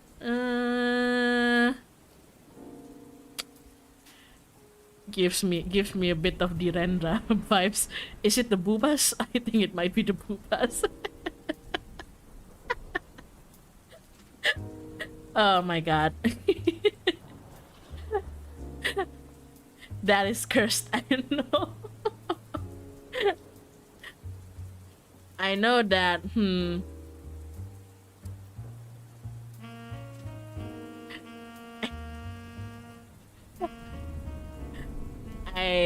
I think, who would Aspen be? Who would Aspen be? That's a good question. Would, in a school setting?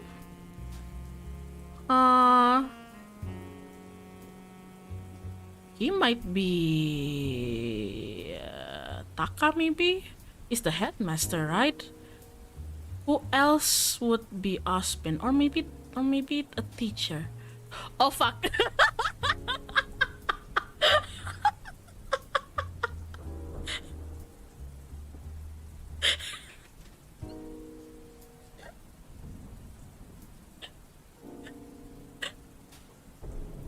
It's never here.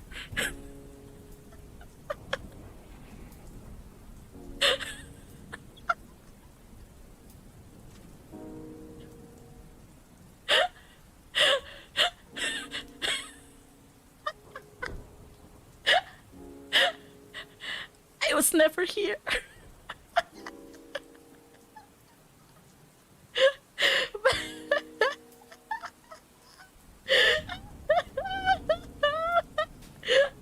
Oh my god. And my face is stuck. God damn it. Okay, I'm unstuck now. No, Taka, I wasn't talking about you. I wasn't comparing you to an anime character.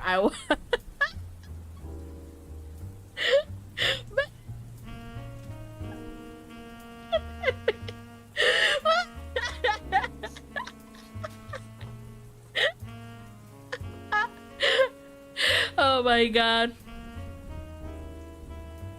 Who would be Cinder? That's a good question. Taka, do you watch Ruby? I never asked. Who would be Cinder? You know who would be Cinder. Me.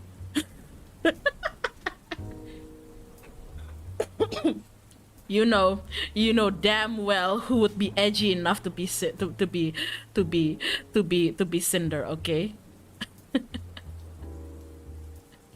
Me. You know damn well who's edgy, who's the only one who's edgy enough to be Cinder. It is you, exactly. It's me. Oh my god. Enjoy the rest of the stream, Potions and Yon Yon Maru. Thank you.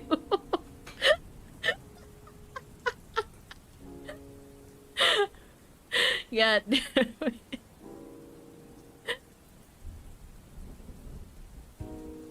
I know Cinder's popularity went up over the course of the series. All she needed was to constantly get her butt kicked to become popular. Apparently, so just like me.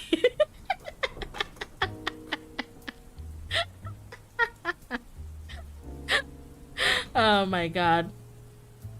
I actually had this talk with my only friend who was into Ruby with me, and we started saying like, who do you think you would be in Ruby? And the only two characters they said they could imagine me being in Ruby is either Winter or Cinder. And I'm like, oh, so either a strict military-esque Onesan or an edgy murderous Onesan. And they're like, yes. Is that a compliment? I don't know.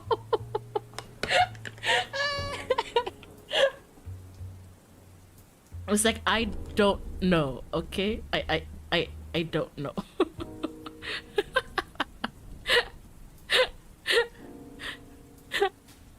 But then they said that, but your sense of humor kind of reminds me of Yang, and I'm like, yeah. Would Winter laugh at the Uranus joke? No. Would Cinder laugh at the Uranus joke? No. Would Yang laugh at the Uranus joke? Yeah.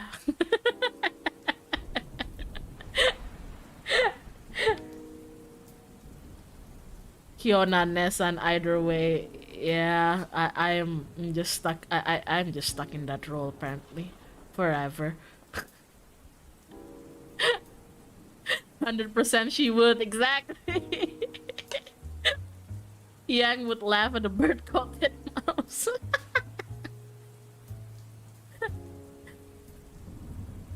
Hyona, Coco, I wouldn't be Coco. Coco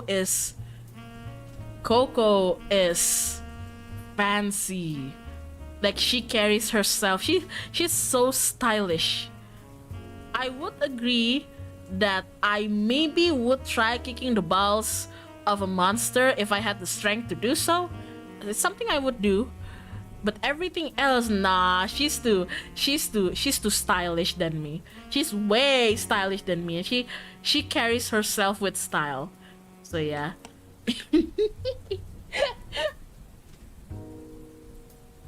Wait, I'm gonna go check the time. Okay, it's 2:30 in my place, and I have another stream later in the morning at 11:30. So I'm gonna end the stream. I think this is a good time to end it. And so I can catch some sleep before my stream in the morning. But yeah, in the next time on Hyona First, the story of how Hyona authored a fanfic series which was read by her friend, and her friend didn't know that it was her. And she traumatized the shit out of her friend. Oh my god. So many streams this week. Yeah, I'm trying to I know I'm not at 100% health, but I'm trying to catch up a bit because I've been meaning to stream more, but I unfortunately, had to rest because of COVID. So my stream schedule has been all over the place. So I'm trying to catch up to that. So yeah. Also, don't forget, later down this week, there's the XID and XKR relay. Excited for that. Yeah. I will see you guys there, but I will also see you guys tomorrow. Tomorrow, aside from, I'm gonna try continuing the Anora character sheet, and it's an art stream, and you know that my Panther Paint stream at this point is basically just a free talk with me doing some drawing in the background. So I guess I'm gonna be doing 3 back-to-back free talk. What the fuck? What the fuck? Is that even is that even allowed? Is this shit allowed? I'm sorry. Not a lot of gaming content this week. I will be playing Xenoblade later, and also gonna be finally trying out Matt Fodder before the XID and XKR relay, but yeah. But yeah, I'll see you guys tomorrow for Panther Paints, and then in the evening we're finally continuing with D&D at Reza, if I remember correctly. We're gonna be continuing Cobalt Fallen Sun. Don't forget to show some love to the hashtag Cobalt Fallen Sun on Twitter if you have any funny moments, funny clips, funny fan art, or just funny haha tweets. Yeah. A free talk is good too. I enjoy free talk, even though early when I debuted I used to be intimidated by it because I couldn't imagine just babbling around to a bunch of people in the internet. But here I am, you know. I'd imagine people will start getting tired of hearing the sound of my voice sooner or later. So thank you for sticking by. But yeah, I'll see you guys tomorrow then. Thank you so much for stopping by. If you're gonna go to sleep, don't forget to go to sleep. Jangan lupa sahur. Yang mau sahur, bentar lagi juga mungkin udah deket-deket waktu sahur. So don't forget that if you guys need to sahur, don't forget to sahur. Eat properly, okay? Don't wanna be catching you eating like some one fucking piece of candy for sahur. God damn it. But yeah, where's my ending? Oh god, it is so scary without music. Thanks for hanging out with us. Thanks for hanging out with me. Thank you so much. I'll see you guys tomorrow then. For Panther Paints and then D&D at Reza. But yeah, stay healthy, stay toasty. Seriously, stay healthy. Don't fucking skip on meals. And as usual, get well soon. Bye bye.